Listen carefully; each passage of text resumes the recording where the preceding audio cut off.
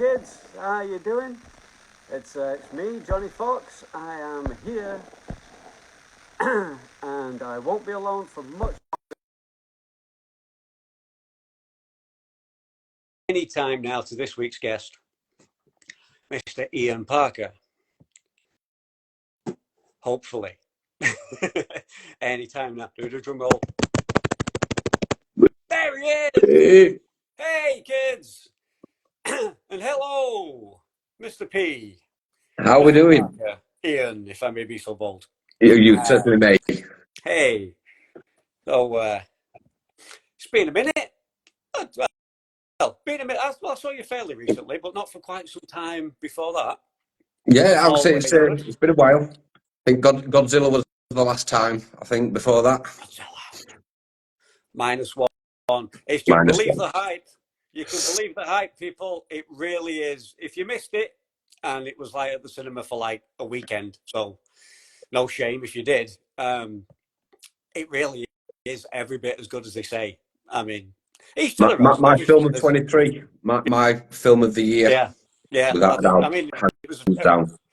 I mean, the pick of a bad bunch. I mean, a pretty fucking slim pickings, a pretty shitty year. I think, by all accounts. Not a great year for cinema. Not to take anything away from it. It's I said if you take the monster out, it wins all the Oscars. Absolutely. The only reason it doesn't win the awards as like an Asian Schindler's List, kind of a serious post-war trauma fucking type movie. A harrowing drama. It's a monster a harrowing movie. drama is what it is, with a backdrop of Godzilla. Yeah. It's fantastic cinema. It really is. I cannot wait to see it again. Buy it.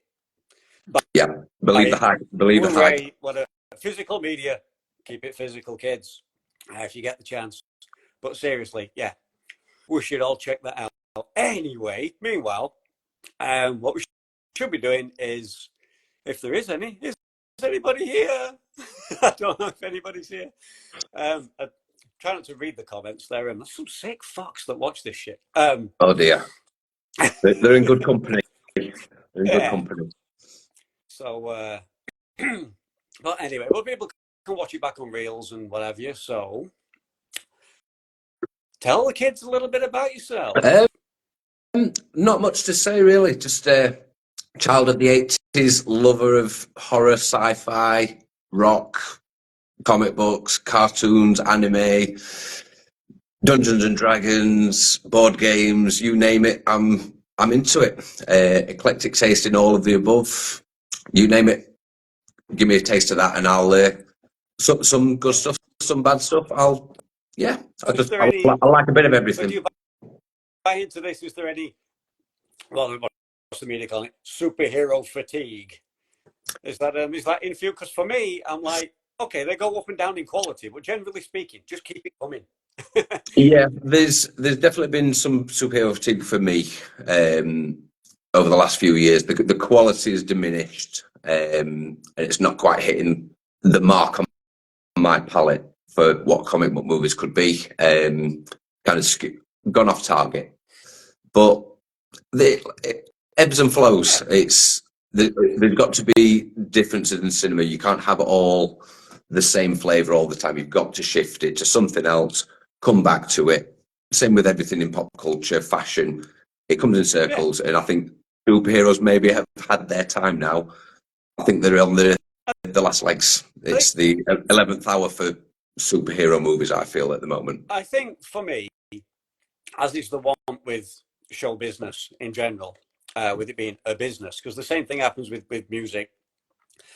If you had the MCU, once that was a thing, once they got most of the rights back, and once the MCU became a thing, and then DC started doing theirs. If you had Marvel movies and DC movies, as many as there's been, I think kind of the problem is that then everybody else, every other movie company wanted a piece of that pie, wanted a slice of that action, and just basically started making superhero movies. Yes. Whatever they could get, whatever other comic book was out there, or whatever original superhero story was out there, that was the film that suddenly got green lit rather than the psychological thriller or Absolutely, whatever. yeah. So there was Because just wall to wall superhero movies. yeah, And it was the opening of a genre to the studios. I mean, the genre's always been there: superheroes, yeah, spandex, big guns, big muscles, all that kind of stuff. It's always been there. yeah, But they exactly. finally realised there was a market for it. There's the Like I serious say, every point. studio.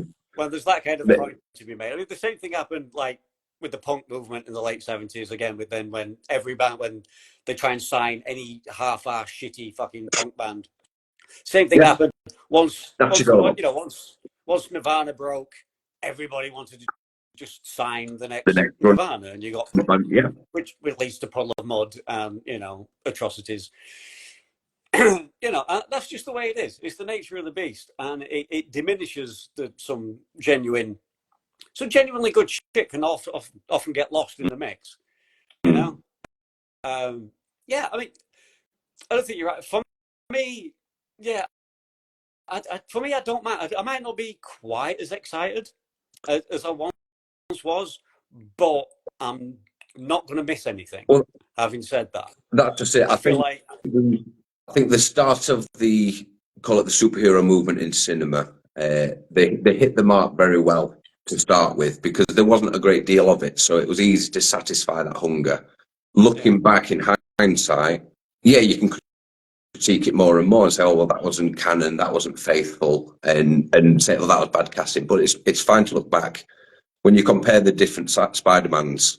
A lot of critique goes back to Sam Raimi and Tobey Maguire. They were the pioneers. They helped start this movement. So you can't look at it with the same eyes as you look at Tom Holland. Yeah, Not fair to look at it like that. That first Raimi Spider-Man movie means so much to me, and always Absolutely. will. At that time, I mean, I've watched it not too long ago. I still think it's a perfectly good film, but certainly at the time, like what they did, nailing the effects, the swinging effects and stuff like that, to see, because I'm a Spider guy. I mean, 2099, Miguel 100%. O'Hara is my guy. I love Peter Parker as much as the next guy. You've got to. Without Peter Parker, you don't get Yeah. the variants or whatever. So, but so seeing Spider-Man at that level of quality on the big screen like that, it was fucking close enough. It was closer than anything that had ever been attempted before. Exactly. You look back at the will always be special. Same with like Keaton's Batman. 100%. Yeah, It's not you look back at the most accurate depiction of the character if you read a lot of books and stuff like that. But you look back at the versions that came before. Your Adam West Batman. Yes, that was the original Batman, and a lot of people argue say Adam West will always be the best because he was the first. Just being the first doesn't equate to automatically being the best. But no, certainly not. The Keatons and the Maguires of Spider-Man and Batman, 100%, they are quintessential character portrayals. 100%. That first Spider-Man movie, fantastic, blew my mind in the cinema. Really, I mean, in in the multiverse, somewhere out there in the multiverse, Sam Raimi got to make a Spider-Man trilogy without studio interference because he wouldn't have gone straight to the Green Goblin. Raimi, being a full-on geek, a massive fan, knows his way around that source material. He would have rode that roller coaster across the studio involvement. Yeah, not really trusting that it's going to make a shit ton of money or be that good. So we go straight to the major big bad. We skip Gwen Stacy and we go straight to Mary Jane. You know, the ones that the casual viewer might have heard of and picked up on. We skip to that and it works like a one-off, just in case it's a one-off. Yes, but It's the safe bet, isn't it? You jump what a lot of people would say, it's the slow burn of the stories. It's setting everything up. You'll skip that and we'll jump straight to here's a big bad, here's a big bang story moment, just in case it's all we get. And it's like, well, play the long game and play the story, tell the stories because they're there. They're there to be told. You've just got to be faithful and say, it's good storytelling. Get the right director to tell the right stories and they'll succeed. But Hollywood now is relying on the big impact sort of characters and stories, and it's overwhelming the audience. I feel I mean, that's where the fatigue comes from. I think that's where when the MCU hit with Iron Man. Technically, the Edward Norton Hulk movie is kind of the sort of first official Marvel Studios movie, but it's not 100%. It's like the Spider-Man movies, either like half Sony, half Marvel. Yes, yeah. It's kind of deal. So Iron Man, by all accounts, is really for me anyway, the de facto official real start of the MCU. And it's Iron Man. Now everybody talks about Iron Man as if it's some fantastic character now because of these movies, because of RDJ's performance.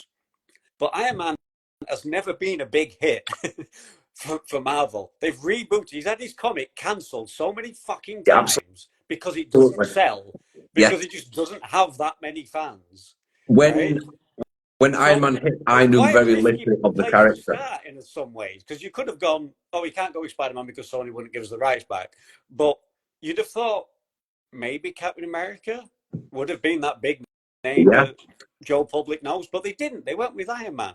Whether that was them playing it safe, thinking, well, if it fails, we just say, well, it was Iron Man.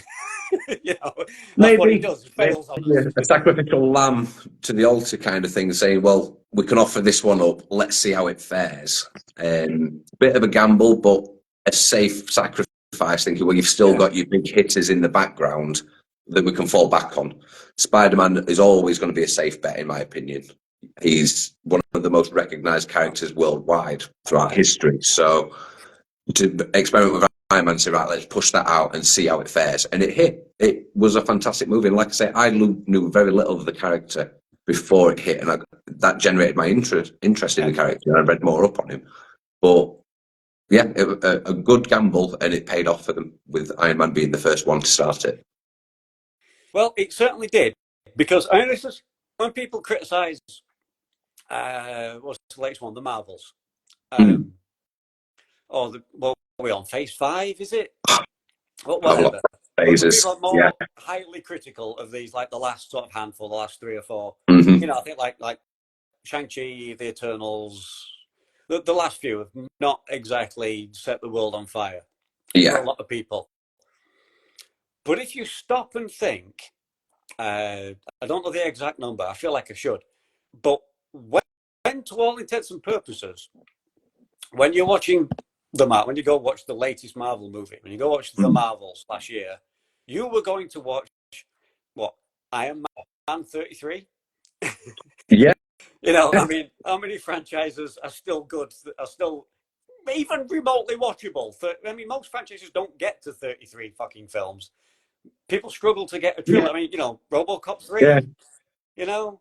When you look at it, the Rocky like movies, that, do they somewhat diminish? Does Rocky get anywhere near 33? Even of the 5 or 6, are they all good? No, certainly not. So to string people along, to make the money, to be as successful as they were, even just taking it up to Endgame, to get, what was that, 20, 24, 25? To keep people's interest at that level that they did. That's never been done before in cinematic history, and will probably never be done again. That will never be topped. However, they could fucking crash and burn from here on in. It doesn't really matter. Their legacy, something they achieved, something that everybody told them not to do. Don't do the interconnected story. Don't do it. Just don't do the cinematic universe. It won't work. The audience is too stupid. They won't be able to keep up with it. And, you can't take that long to tell a story. People will get bored. Don't do it. They fucking did it. And it worked. The thing to with Endgame, it was working. It's different now. The thing with the MCU up to Endgame, though, is, I mean, each film is obviously its own independent story. It follows the roller coaster that you want of a movie, the start, the middle, the end. It's all built and it feeds into this climactic point up here. But then where do you go from up here?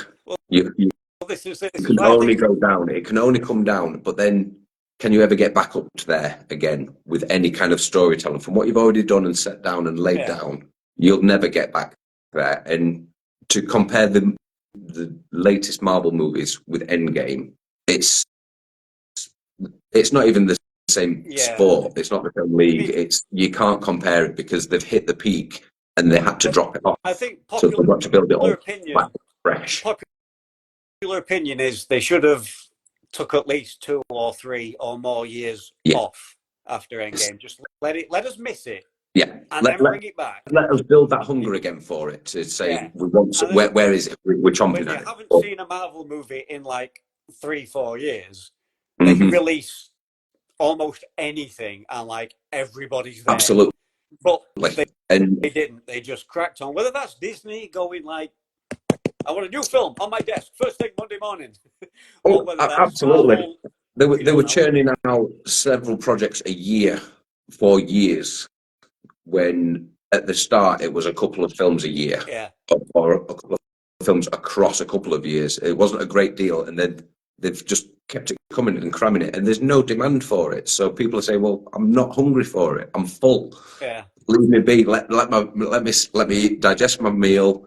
Let me enjoy it. I'll come back when I'm hungry." But no, they're ramming it more down your throat, and I'm sick of it. That's where the fatigue comes from. I have faith. I'm still flying the flag. I have faith. I think the new guy that's took over at Disney, Bob Iger, who used to be in charge. Yeah, I thought he was dead. I mean, the guy must be like 300 years old or something. Because Bob Iger was a name I knew when I was much younger, and starting to take an interest in, not just the lead actors. When I started taking more of an interest in like directors or even CEOs of the big companies and shit like that. So I thought it was like, long gone, but he's still here and he's back, and he's had both like Marvel Studios and the heads of Star Wars. He's kind of had them both in the office and kind of gave them I don't know what my predecessor said, but I want quality over quantity. Here we go. Yeah. Now, if he sticks to his guns, if he does in fact do that, then I predict great things ahead. I think they can pull it back because the source material is already there. For those of us who have read it, it's out there. They're tentatively heading towards some kind of Secret Wars possible kind of a thing. If that is where they're going, and some of us kind of did think it looked like that, like quite some time ago. So I feel like they are going to do that. And if they do that, that is the story that can save it. That is the one to build to. It's much bigger, much more epic than just trying to take one purple guy's head off. It's a much, but trying to spoil it for anybody, but it's a much bigger concept. It involves much more characters and big characters. I mean, when they pull the trigger, I mean, obviously they've got to get it right, but when they pull that X-Men trigger, and even the Fantastic Four, which I've never been much of a fan of the Fantastic Four, to be fair, I respect what a big deal they are within, Marvel lore. They're the first family, and I respect them. I'm not a huge fan. They've never had that draw for me. My extent was the animated series growing up watching it. I've never sort of read into the comics or anything. I've seen a few of the awful movies that have been made. That's my knowledge with it. But I can't imagine. I'm open to them being brought again, them restarting it, refreshing it. I was kind of hoping you'd actually be some like big fucking Fantastic Four fan, because I'd love to ask someone, because I can't imagine how bad are those movies to someone who is a big fan, because I think they're universally regarded as terrible. I think when you don't know the source material that well, it's like, you let more stuff slide because you don't even know that it's wrong. You don't know it's wrong. So you don't know it's that wrong character doing something. There must be some people must be so angry about that. I mean, like, they'll be seething at it, won't they? They'll be seething because when you've got this passion and love for a character, whatever it is, whatever book, comic book, cartoon, comic book, game, anything, and they bring it to the big screen. If they get it wrong, you're heartbroken. You hate them because you've done it wrong. That's not how I saw it. That's not my vision of that character. And yeah, for when you're not familiar with it, like you say, you don't even see the mistake. I mean, I think You look past it because you're not aware of it. You just think this is the character, and you take that as gospel. It doesn't have to be. It doesn't have to be like an exact fucking panel by panel representation of a comic book. It's the cinematic version. It's its own thing. Mm-hmm. Some things just don't translate well from one medium to another. It's got to be its own thing. I think Yeah, absolutely. If writers, directors, whoever, like producers, like from Alpha, like Kevin Feige, however you say it, if they get themselves front and center and they make a point of letting you know, like I feel like with the MCU, it is very much its own thing. I think I know people who are way deeper into the lore and are bigger fans than I have, and they're still like hypercritical of like every motherfucking thing. And I think it's the cinematic universe. It is different. It draws from, well, everything. It's got 50, 60 years worth of reboots and rewrites, and how many different writers, how many different artists portrays was like, that's not the correct costume. No, it's not. Because it's a little bit like the costume from the 90s, and it's a little bit like the costume from the 50s, and it's a little bit like the costume that they wear today, mishmashed together or something like that. It is its own thing. They're going their own way. Just the cinematic universe only takes inspiration from the comic books, to be fair. The same goes for any sort of representation of one media transferred to TV, cinema, that a lot of people forget on. It's in the opening credits, based on the books, the works of the graphic novels by. Yeah. It's based on. It is not. They never make the claim we are making a replica of this. They're just basing something on it. It's their own work, their own interpretation. The creatives team of directors, writers, producers, cinematographers, special effects artists, they are all making a collaborative effort based on comic books or a book. Lord of the Rings, Peter Jackson, you know what I mean? It's based on the works of Tolkien. Yeah. The MCU is based on the graphic novels, which, like you said, there are decades and decades of source material. How can you, in 90 minutes, 180 minutes, tell 6 decades of stories for a handful of characters? You cannot do it. It is an impossible task. And people are unrealistically critiquing people for unattainable standards. You cannot do it. So it's impossible. People forget that. So you brought it up, so I'm going to go there. You mentioned Lord of the Rings, which, again, the universally adored, loved movies. Absolutely, yeah. They're pretty fucking close to the books. Preach. They are pretty fucking close to the books by all accounts. But there are differences. I'm sure there's Tolkien fanboys that are critical of even those movies. Of course, absolutely. So yes. I'm going to utter the infamous 3 words, Rings of Power. Did you give that a chance?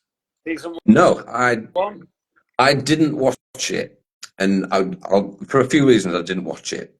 First off, it's not Tolkien literature, based on Tolkien literature. It's based on the universe that was created, and someone's taken that and said, right, we'll make our own stories within that, which is fine. But I haven't watched it because I'm not interested, as simple as that. However, I do want to watch it now that people aren't talking about it as much.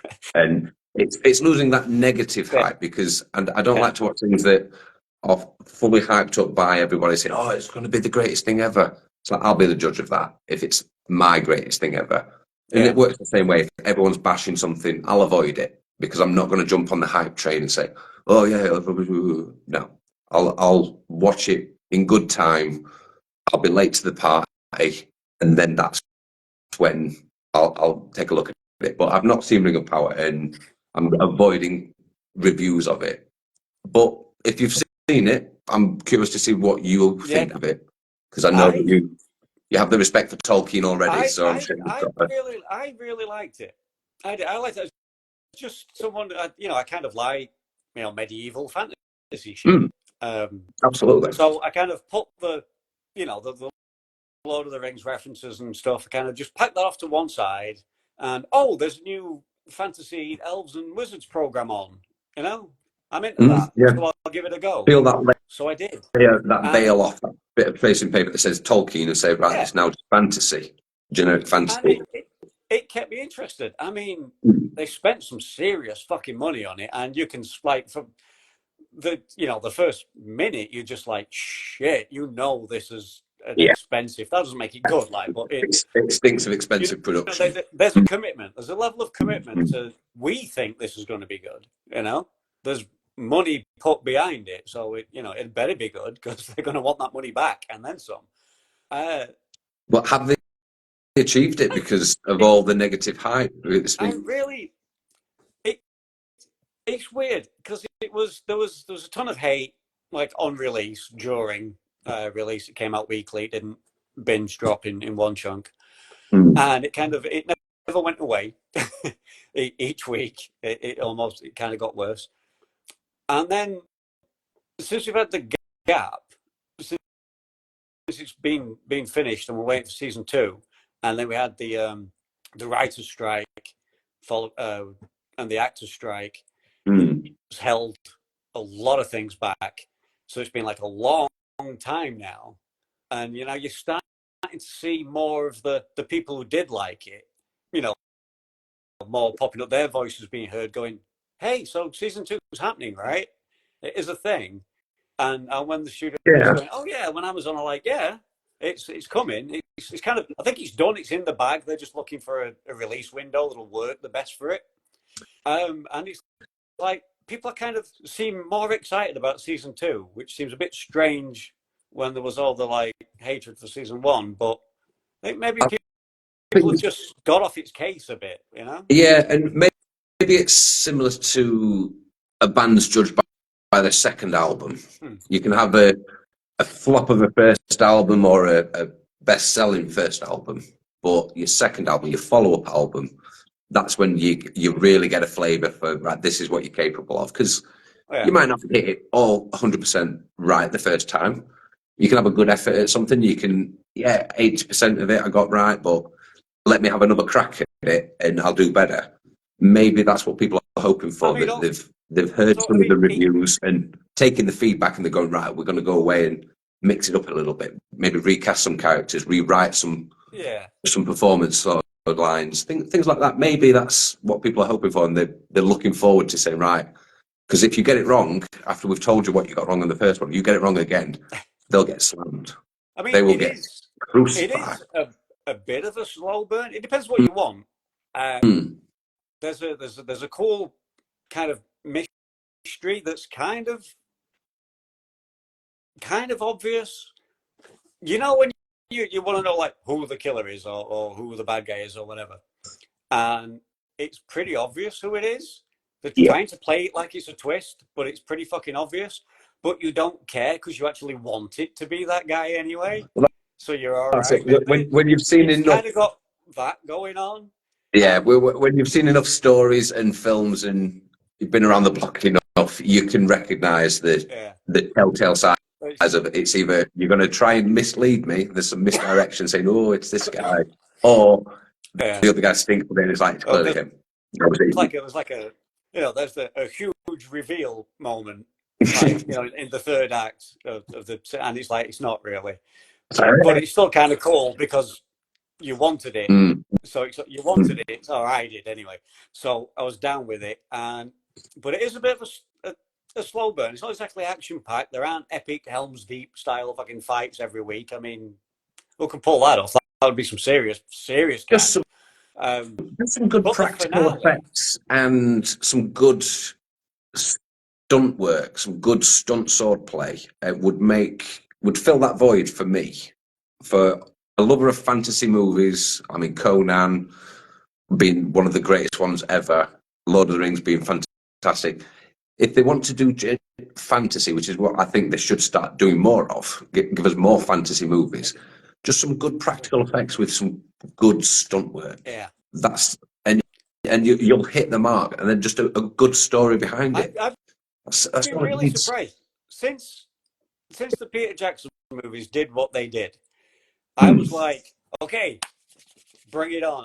That's what, like we've just said, when everybody decided to make a superhero movie, Yeah. I thought when the Lord of the Rings trilogy did what it did, made the money it made the fans it made out of complete, casuals who had no interest, no Yeah, knowledge, but they fucking love didn't it know as much as some anybody people else didn't now. know it existed. Yeah. Their mind was blown and said, Lord of the Rings is what? It's been around for how long?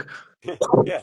I thought that's it. There's just going to be a shit ton of like medieval swords and sorcery, wizards, fantasy movies, and there wasn't. Troy was one that taunted me. It hinted at a retelling of all the Greek myths and Jason and the Argonauts and the Yeah. Odyssey, and they could have done such a great thing. I think it was Sean Bean that they'd cast in Troy, Yeah.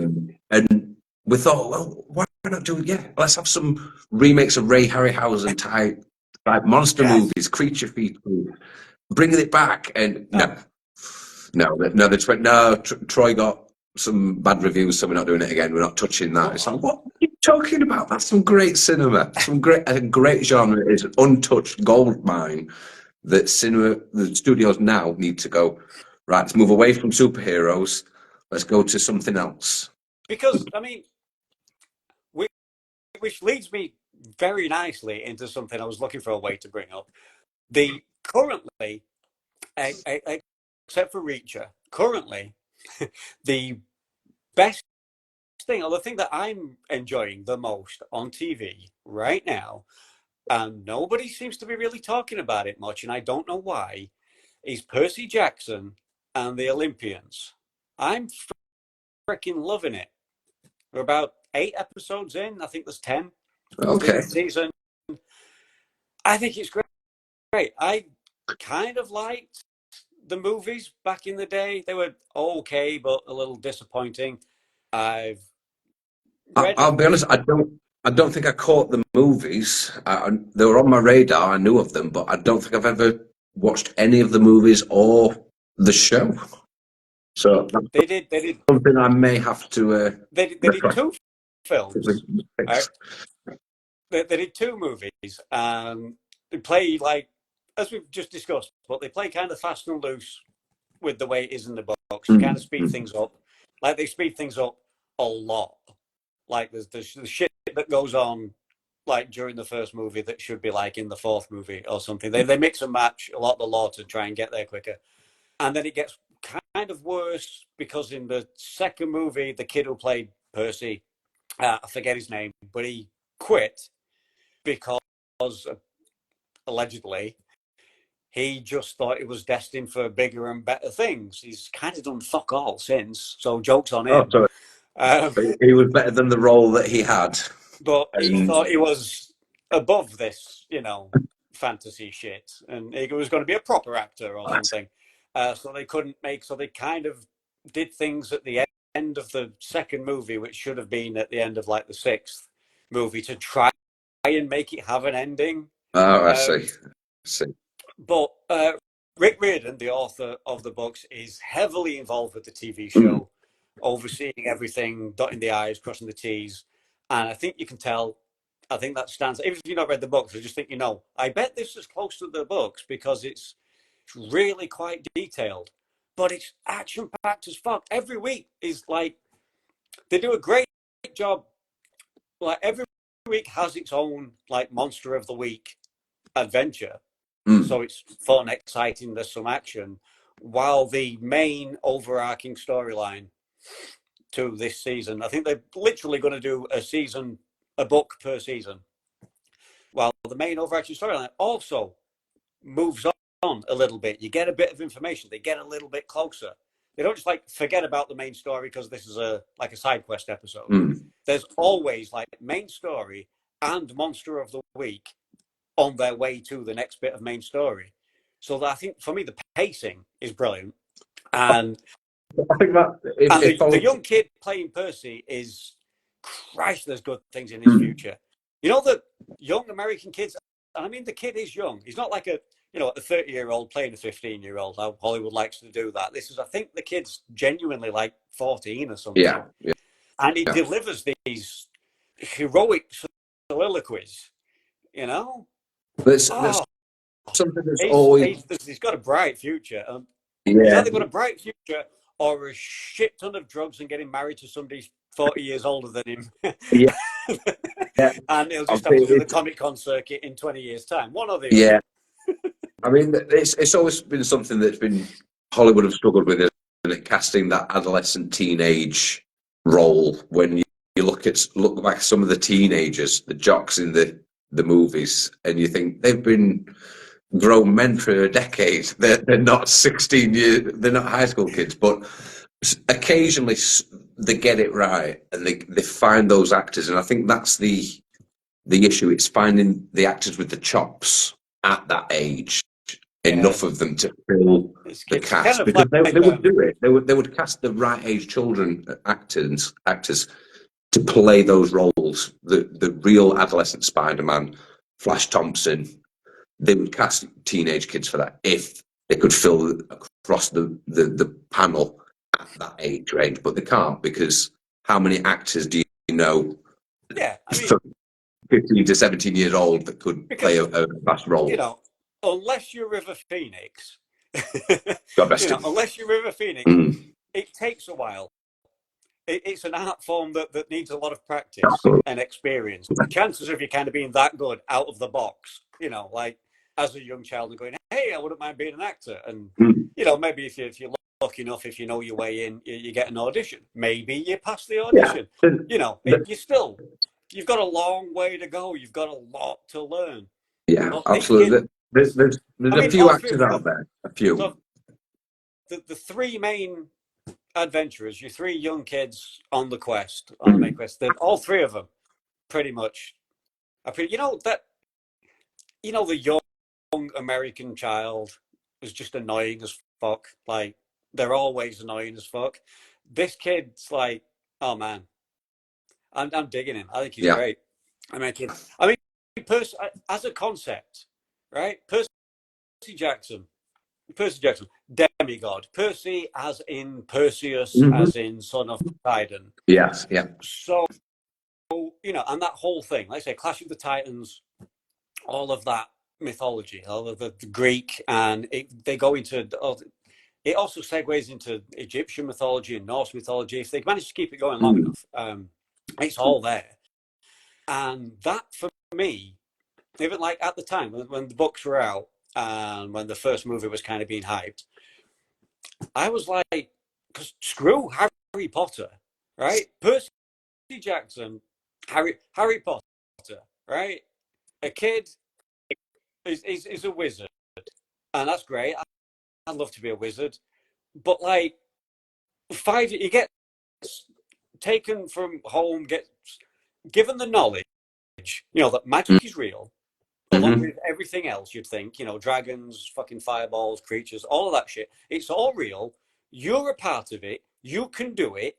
In fact, let's now go to school and learn how to do nothing but magic, right? How awesome is that? We've all kind of had that fantasy, Yeah. Yeah. that dream as a kid. You'd Obviously. love to do that. And this kid, and then after 5 years of teaching, he still knows fuck all.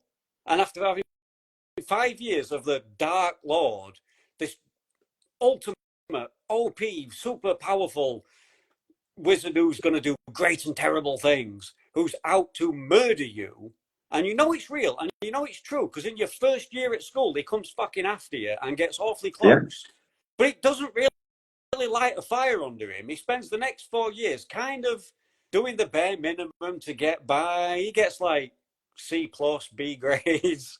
He doesn't really seem to care that much. He's still being a bit, he's 17 near the end or whatever he is, 18, and he's still a bit emo about it. I don't know if I'm good enough for Hermione. Can you do it for me? Can I copy your homework? Like, how about you start Dumbledore's army? You train him up. I can't do it. Fuck that. Well, Right? What it's a always been fucking idiot. people If have always I said that the writing that is based on initially. I mean, I've not read the books myself, but they've said it's badly written stories to start with. So Oh yeah. to have stories that don't really go in it, and they clearly appease to something else. People aren't really watching Harry Potters to think about what they're talking about. It's just stimulate the senses. Oh, look at this pretty. Oh, listen to this. Ooh. It's not stimulating the cerebral. It's just stimulating the senses, and it's fodder, isn't it? It's just dressed up nicely to say, "Oh, look at this awesome fantasy film," but underneath it all, under the garnishings and the seasonings, it's bland. I mean, Harry Potter is bland. I mean, if Cracker turns up, I'm going back deep cuts. If Cracker turns up after we're done here and whisks me away, "You're a wizard, Johnny," right? And it's all true. And some fucking Dark Lord's going to kick my ass. You better believe I'm going to learn every fucking spell I can lay my hands on. You know? Fast forward 5 years, I'm sure we'd see a much different version than an emo version of yourself. 5 years is a lot of prep time for you to get ready for something. Especially when you, like you say, you're under that constant pressure of this Dark Lord's after you. He's chasing you down. He's going to murder you. He's going to murder everyone you know. 5 years, constant. He's looming. 5 years. People get degrees in that time. So, like that guy or Percy Jackson, who gets revealed to him, you know, you're actually a demigod, gets taken to demigod training camp. You know, it's very parallel, similar story. Gets whisked away to demigod training camp, but in his first year of being aware of this shit, literally takes a quest to go to hell. He takes the quest. He goes to the oracle and he, you know, gets the prophecy and he goes, well, better get the fuck on with it then.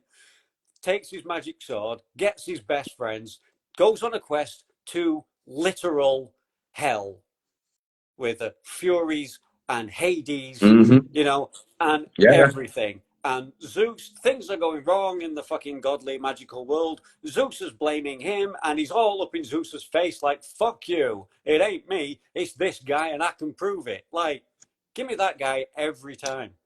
You know? Yeah. I just found that I was just so much more, this kid. I'd rather read or watch this kid's adventures. Because Harry just saying, I was hoping the big twist at the end of Harry Potter would be actually it's all about Neville. Yeah, I mean, it was a bit of a misdirect. Actually, the child, the chosen one, is Neville. Then I would have gone, oh, worth it. Sat through all this shit, but that ending, man, when it turns out it's all Neville, that I would have got behind. But no. The best characters, I mean, it goes without saying, the best characters are always the well-written ones. But some of the best characters, they're not even forced to be, they're not written to be great characters. They just naturally become loved characters.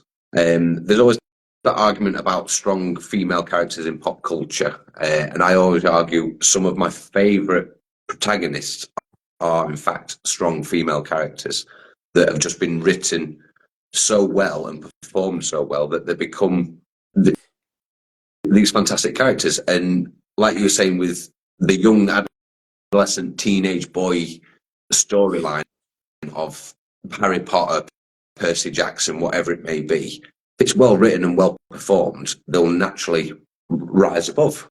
And for me, Harry Potter was not quite floating like cream should. Do you know what I mean? It was, I mean, I get that, like, you know, rises.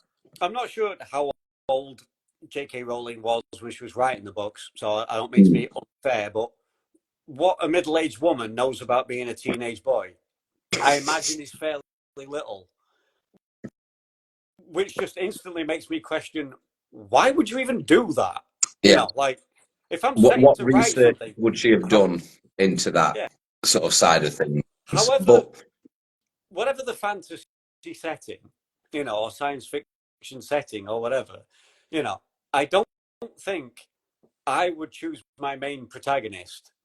However skilled I want to blow my own trumpet that I think I am as a writer, I don't think I would try and write a teenage girl, you know? No. You write might know from experience, you write from what you know. You don't write. You know, I would write what it's like to be an alien. I couldn't write as a Kryptonian Do you know what I mean? It's not who I am. I can't write from that, so you wouldn't do it. And I think it's proof in the pudding, isn't it? With Harry Potter, like you've just said, she's wrote a teenage boy character, not understanding what a teenage boy going through that period in his life would feel like and would behave like, and it's unrealistic, and it shows. But beloved by millions, nonetheless. Well, it's So credit where you never credit's know. due. I've never written a book. I've not written books about anything, so I'm not bashing anyone. It's just my personal opinion is sort of write what you know so that it's more believable. And some people can do it, don't get me wrong, but they're the ones with the experience. And I think, like you said, I don't know how old J.K. Rowling was when she wrote the characters, but could have maybe done some more research into teenage, adolescent children, and especially boys, before taking on a project like that. But again, credit where credit's due. Immensely successful franchise. Yeah, so I mean, because the first spell that kid wants to learn is Wanky Armus, and he's Dom alone, thinking about Ginny, Anyway, but I'm going to pull you up again. I'm going to take you back to something you said a little while ago about the strong female characters, because this is a big topic. It keeps coming around and around. It keeps coming around and around as if there isn't any.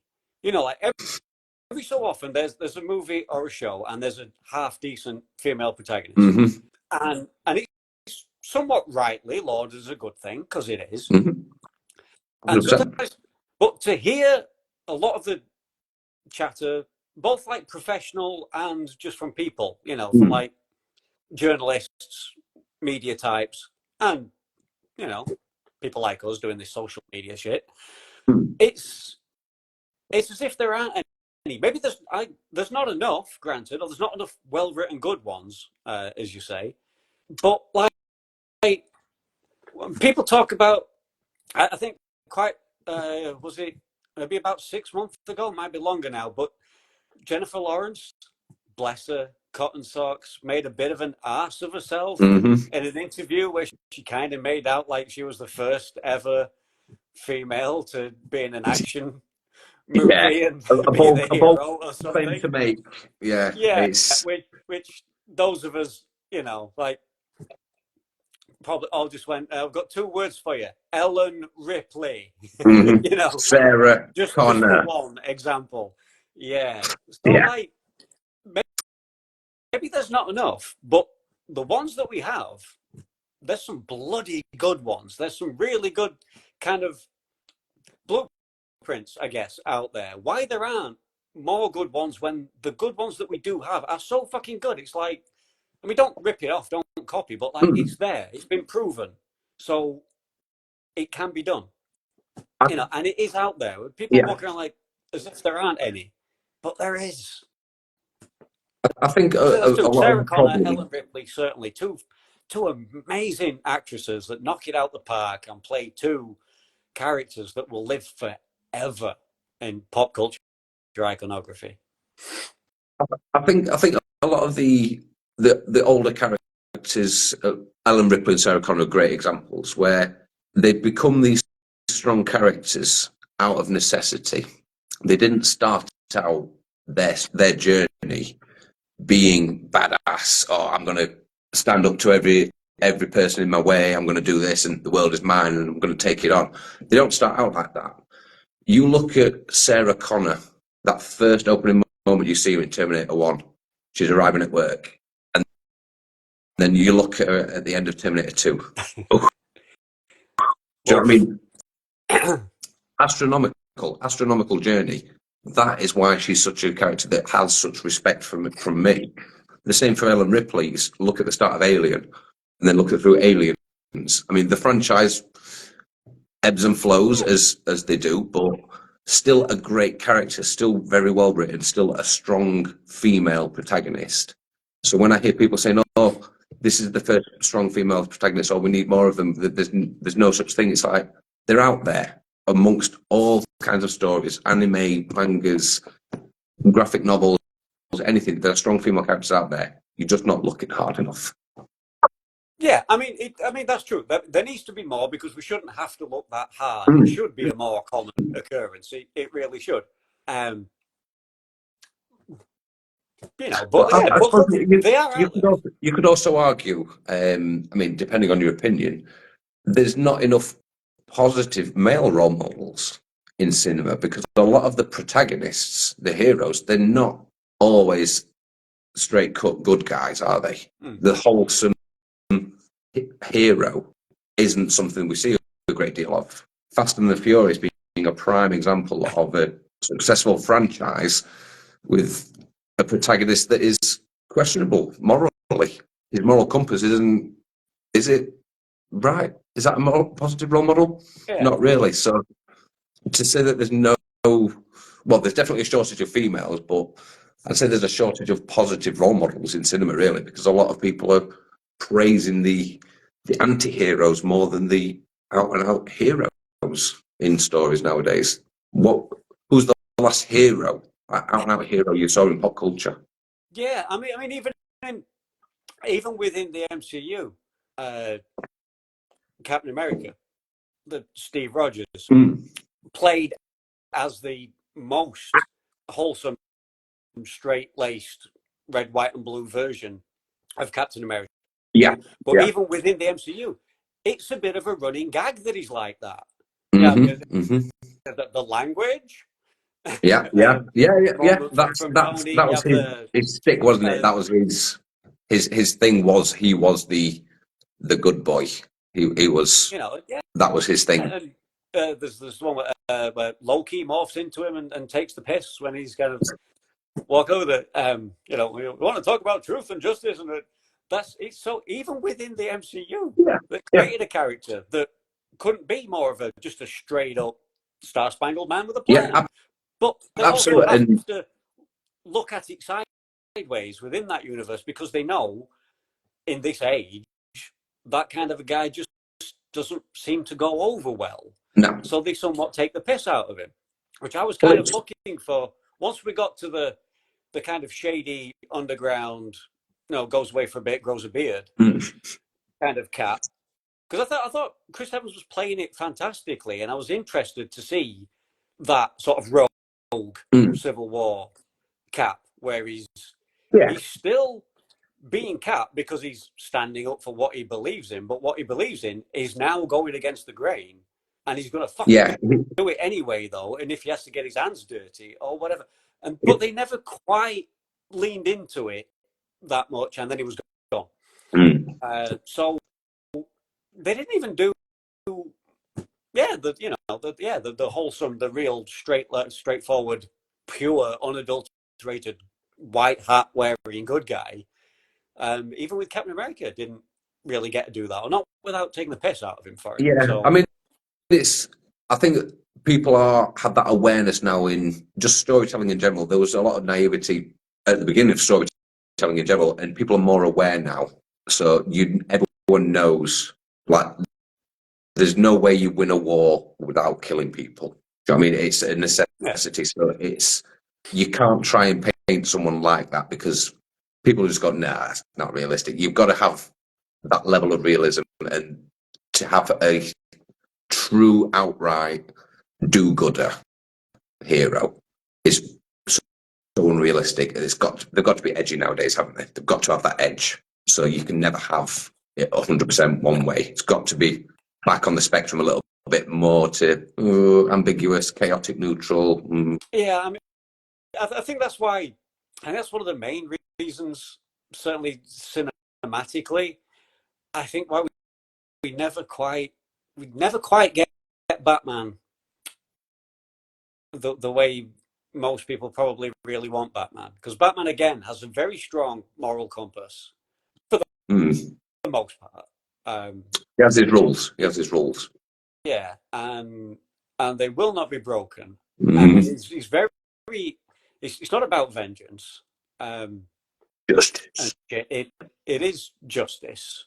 Um, but we do want to see him beat the shit out of people. Yeah, absolutely. And it's That's what we bought the ticket it's for. kind of hard to really Excuse me. do some kind of brutal hand-to-hand combat beatdown of someone in a very visceral, way, throw all the blood Yeah, and bruises in their close-ups and stuff, and then have him stop when they're within an inch of their life and find a way to kind of justify that and have him as, the good guy. it still comes out to be the better man because I didn't take it all the way. I stopped. I have really restraint. That's why he walks away with his chin held high, doesn't he? After beating them to the, like you say, within an inch of their life, he beats them so bad, and then walks away and says, "No, I don't do that." So even though a lot of people wouldn't have taken it that far that he did, but he has a point to prove. I mean, Batman. I mean, my Batman. I still haven't. We've had some good effort. We've had some genuinely good efforts, but I'm still waiting. I'm still waiting to see my Batman because my Batman is fucked up because he is. Because how can you not be? I want to see the film. I want to delve a bit. I want to get in his head a little bit more. I want to go a little bit less just, there's the bad guy, point him in that direction, beat him up a bit, end credits.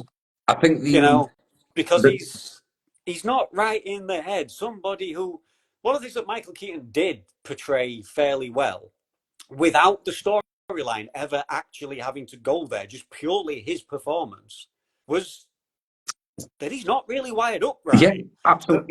Yeah. After, certainly, if you're going into a second film, Bruce Wayne doesn't really fucking exist anymore.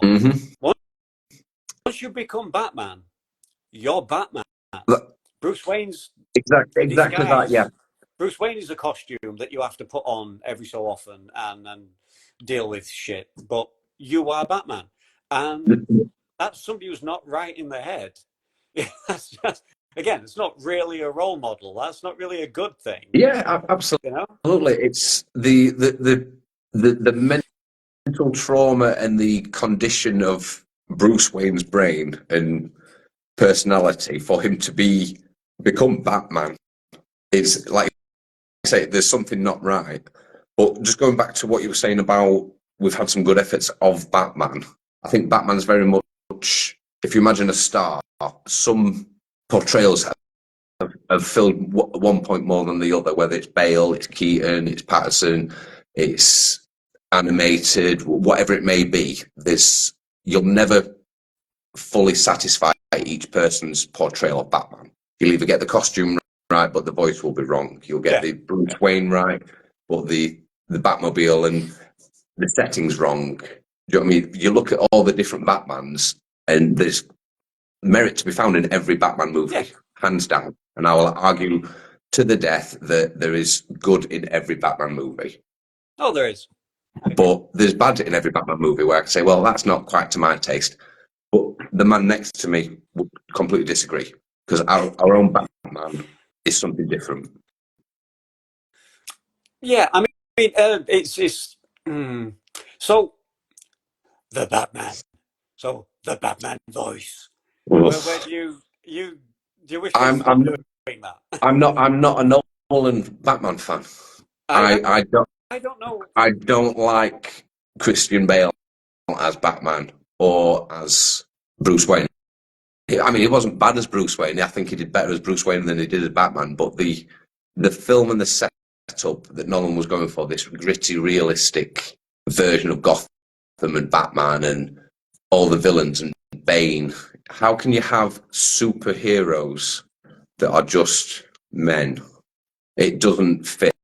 It's watering down the Kool-Aid and saying, right, I'm going to make you this superhero film, but they're not superheroes.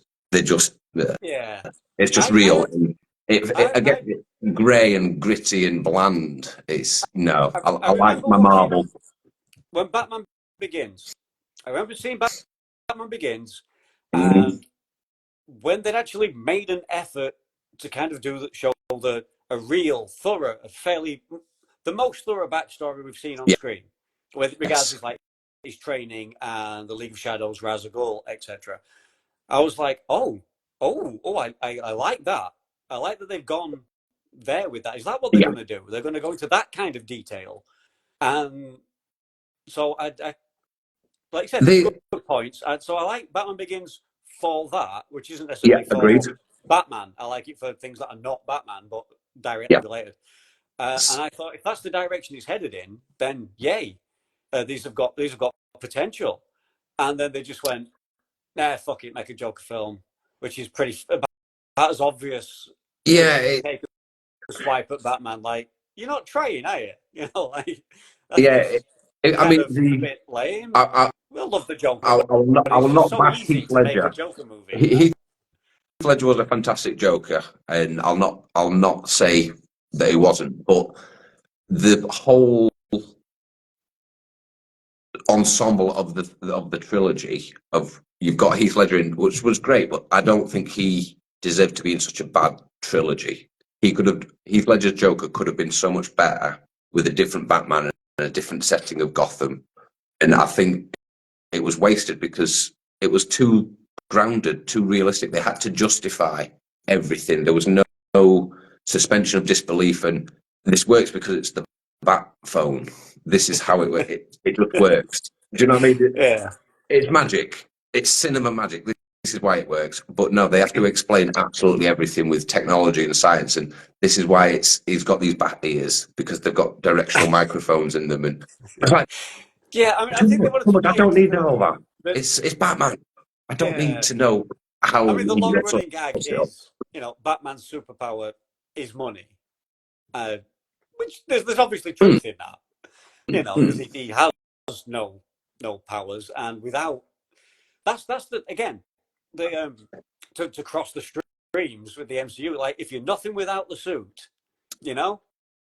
Yeah, So yeah. I want But to see the the Batman movie where he uses his because he is a smart dude, a highly trained dude. I yeah. want to see what they said with Matt Reeves as Pattinson Mm, Batman.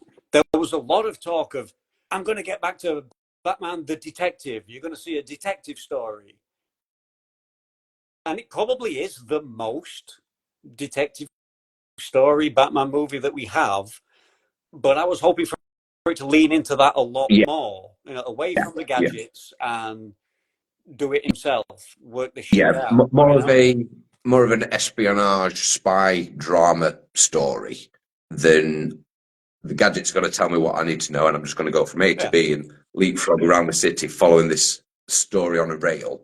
But instead, he's doing the legwork, he's finding it out, he's worked it out like a detective would do.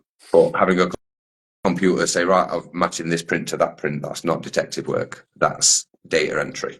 So, yeah, I'd have liked him to have lent more into actual Yeah, investigation I would. kind of I'd like to storyline. see. That'd have been good.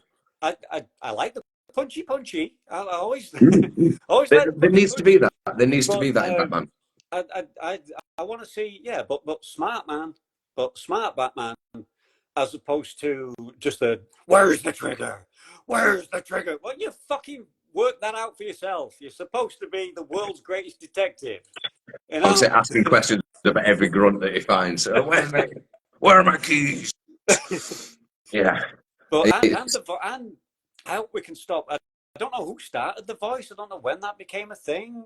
it I love was when people take the piss because I think it deserves it. Because Kevin Conroy does not do the Bat voice, no, right? he And just barely speaks. So when he does speak as Batman, his words have more impact. yeah, Whereas talking all the time in this need lodging your voice, it's it's not intimidating. It's I could I think it was Batfleck had the voice change effect.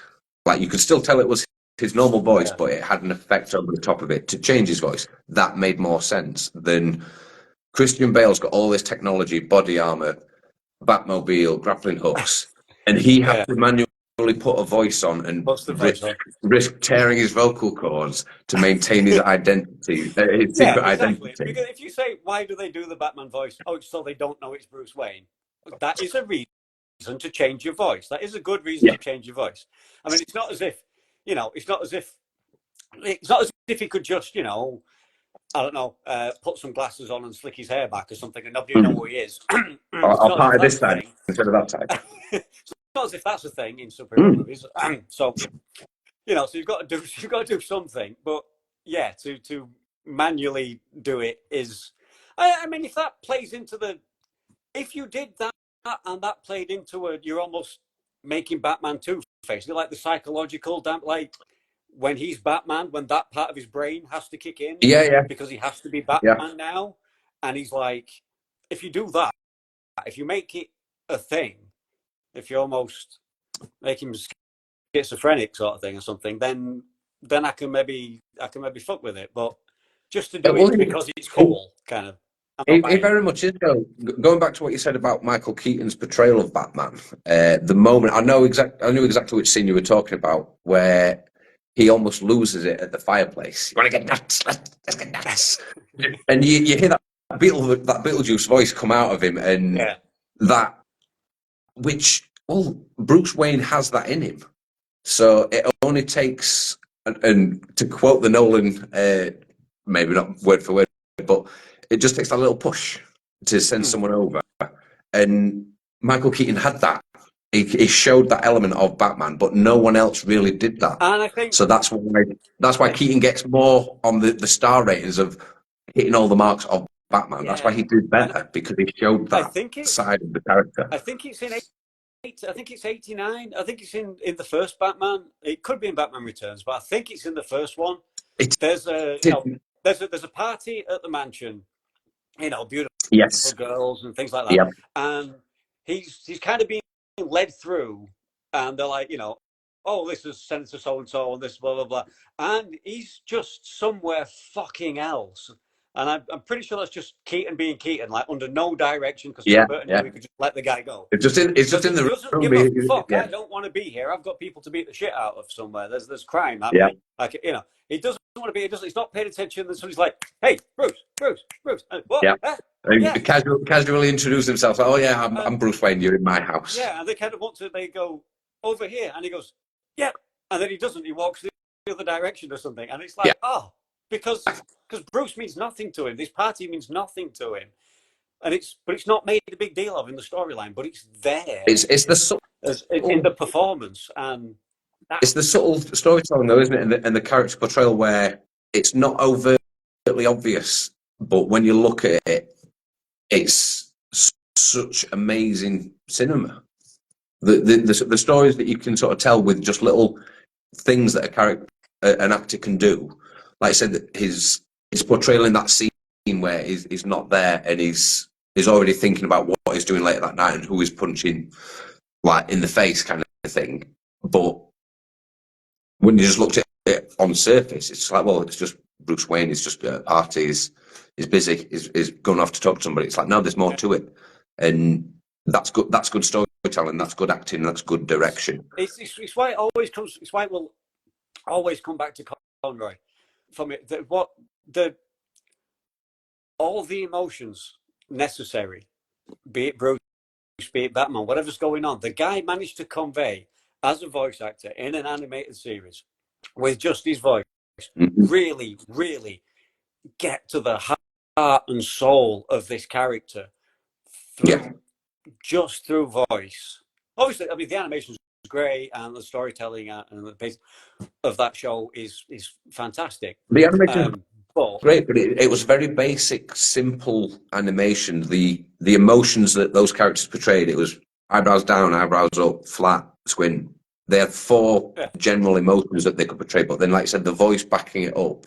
But the music in that as well was... It doesn't have to put on a Batman voice.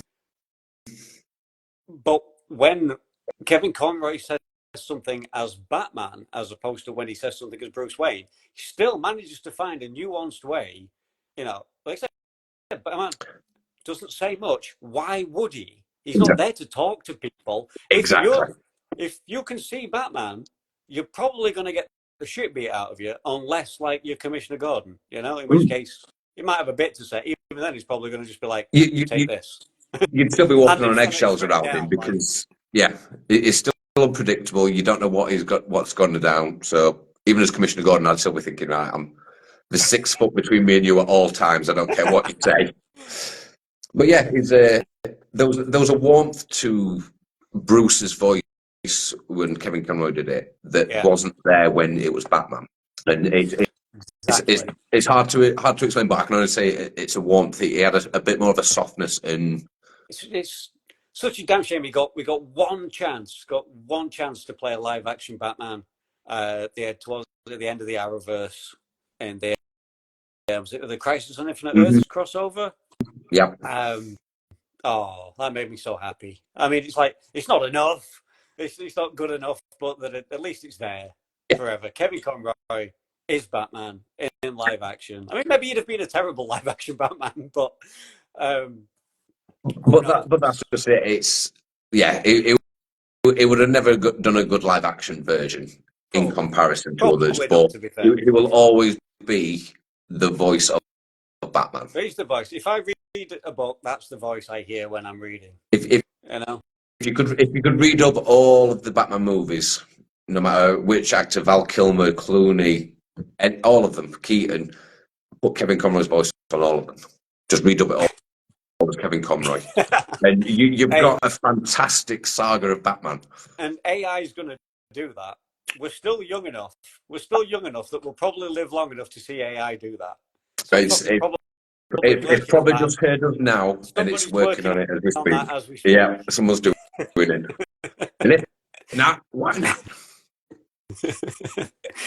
But so hey kids, we've got a few people tuning in here. So hello everybody. If you're watching, this is Iain Parker. Hello. Fan, animal lover, geek, nerd, whatever you call us these days. Do you care for labels? Does that mean anything to you? Are you offended at being a geek, or do you like to be a geek? Or do you think that's the wrong word? Or what are we? You can't describe someone in such easy terms as labeling somebody. Yeah. People are too nuanced to try and say you want to you're that. No, you're a guy or a gal, and you like what you like. You like what you like, kids. You heard it here first. I'm definitely a geek. Definitely a geek. Definitely a nerd. Yeah, I love it. We're going to slap that on a T-shirt and start a merch store. So you like what you like. You like what you like. $9.99. Anyway, plus postage. Speaking of which, so let's for the kids at home. Let's find out a little bit more. Let's get a little bit more personal. We've talked a lot of shit. Let's get a little bit more personal. Not too personal, mind you. Keeping it simple. Let's play a little bit of.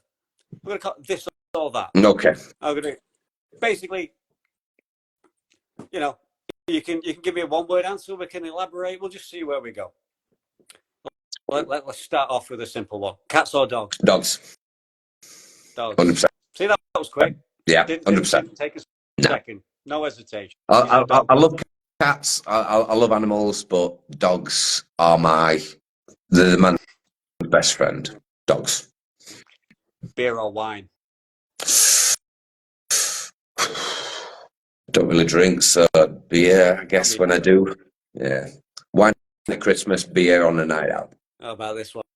How about city living or country retreat? Money was no option, Retire to the country. Yeah. I would say in the country, in the woods, nature, away from bustle. With like a whole fucking... Is it a herd of dogs? Pack of dogs? A whole pack of dogs. Yeah. Wolves. Yeah. Dog sanctuary in the Highlands of Scotland. Self-sufficient. That's the dream. Oh, why not? And while you're out there, pizza or kebab? Pizza. Again, no hesitation. No hesitation. Ninja Turtles taught me well as a child. Pizza. Just pizza. I feel like we're learning so much. And the kids at home are loving this. Sega or Nintendo? Sega. Oh, another quick one. Now, instinctively, I grew up with the Master System. The Game Gear was my first. I didn't get the Game Boy. I got the Game Gear. I fucking loved my Game Gear so much. Yeah, we didn't have the NES. We had the Master System. My brother had a Mega Drive. We didn't. I eventually got a SNES when I was older, but I was already hooked on gaming through Sega. So I'll always be loyal to Sega for that. Whereas Nintendo, they've hung in there, but they've been surpassed, haven't they, by Oh Sony and Microsoft for yeah, oh, yeah. I console mean, yeah. gaming. I mean, Windows. I was a Sega boy through and through. Mm. I had friends who had Nintendos, and hey, we didn't have to fall out about it. You know, we went round each other's houses and Yeah, played Sega this weekend, played Nintendo the other weekend. Sometimes we even swapped. Do you ever do I that? remember Do you ever those like days. swap somebody's Mega Drive for your SNES and Yeah, just for a week or so and then swap or you back? had the When we same remember we used to console and you'd crush swap people. games. I've got Road Rash. Oh, I'll swap it Yeah, for Streets of Rage for a weekend. Yeah, we'll come back and we'll swap back those. And in the yeah, day when we actually we lost used to many trust games through people. that. Yeah. Yeah, fucking. If it, why isn't there a fucking next gen Road Rash remake of all the shit that they're doing? I mean, I wouldn't want them to spoil it, but on the other hand, it seems like it should so be a I thing. think there was one. The name escapes me, but I'm Oh, sure there was a there's Road been some kind of Rash. spiritual successors, if Yeah, you want to yeah, yeah. call that way. But yeah, but just I don't think it did very well, or maybe it's still in pre-development. But I remember hearing rumblings no, of you're a right. Road Rash. Yeah, I've definitely seen a few motorcycle combat Yeah, games around, and but they're not the same. It's not the same. If you weren't there, you don't know. no, you If weren't you there, were, mate. You weren't there. you've probably turned us off, and you're firing up the emulator Yeah, as we that's speak, or it. you're up in the attic or basement or whatever. You're dragging it out because you've got to do it now. Got his ZX Spectrum out. I'll show you his Spectrum. So, punk or metal? Oh, I have to go metal. Yeah, I don't mind a bit of punk. Respect the roots of punk, but metal's always going to have got my heart. So, Star Wars or Star Trek? I'll get crucified for this. Hey, there's no judgment here. So No, I've got to go with Star. I've got to can't go with speak for the Star comments. Wars. I've got to go with Star Wars because I was raised watching the original trilogy. Although I have fallen out with Star Wars in the same way that I've had superhero fatigue, as we spoke about at the start, with superhero movies. Star Wars has done that to me. There's been too much Star Wars based content. I've lost kind of interest, but this is where I'll get crucified. I've not really seen much of Star Trek at all. So, are you up for Mando and Grogu the movie? Because that's what we're getting. That's next on the slate. That's what we're getting next.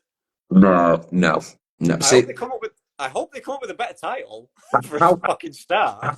I'm a big fan of analogies, as you know, and doing a Mando and Grogu movie is literally just you're wringing the last drops out of that cow, trying to milk it. It Because leave it seems alone. unnecessary. It's not needed. We don't I need heard it. the plan was, such was my understanding. The plan was you had the Mandalorian, and you had the Book of Boba Fett, and you had the Mm-hmm. Ahsoka series, right? Yeah. And the plan was after the next season of each, they were going to do a movie which tied it all together.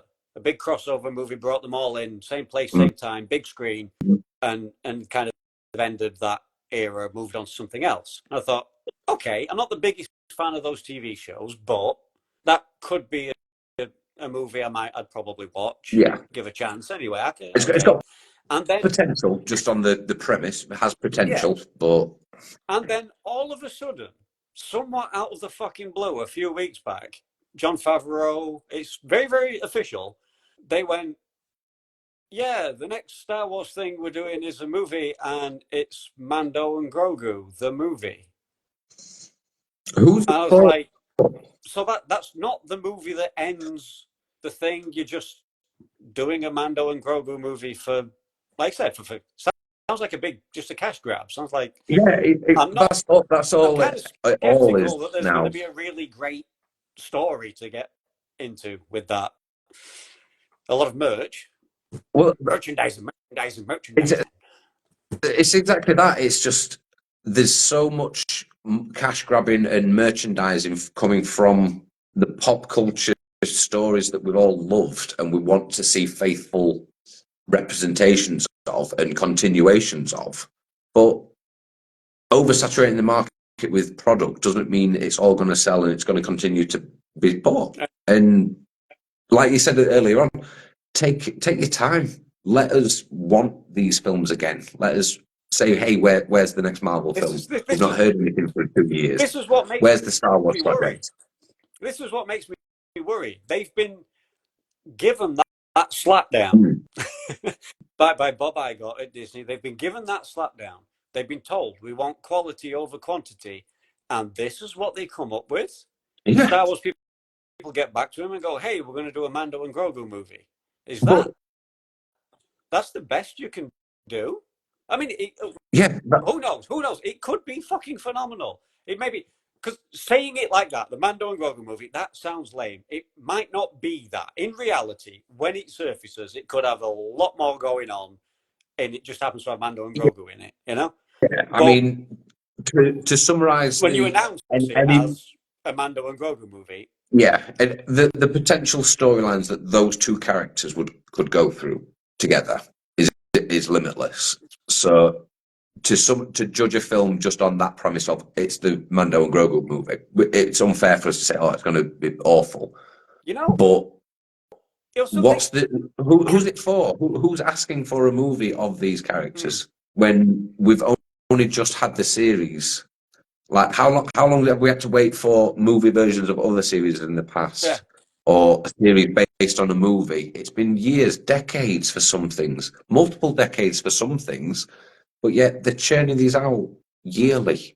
Like they're the next FIFAs or Call of Duties, where it's not a seasonal thing. We don't need a seasonal MCU and Star Wars release. You know, chill out.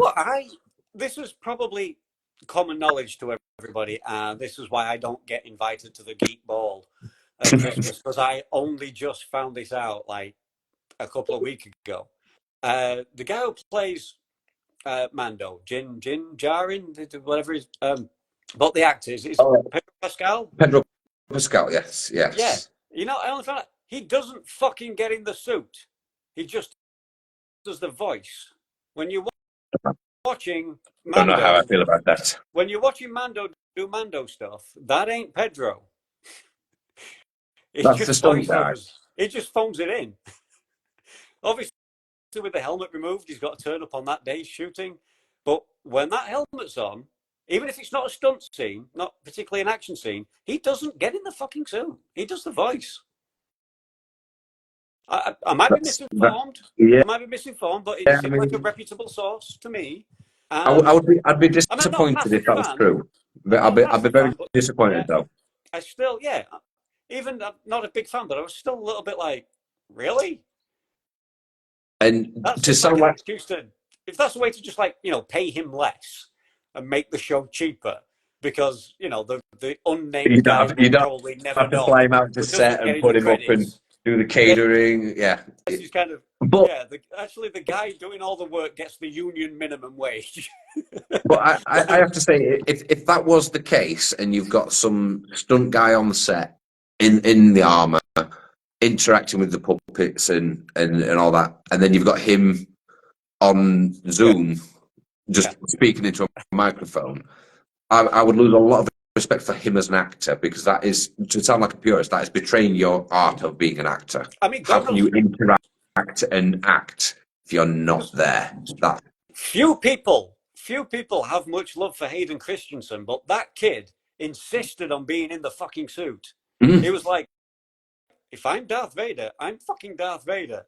Even though I don't say anything, you'd never know it's me because I'm in the suit. And James Earl Jones is doing the voice, but I'm in the fucking suit because it's me, my character.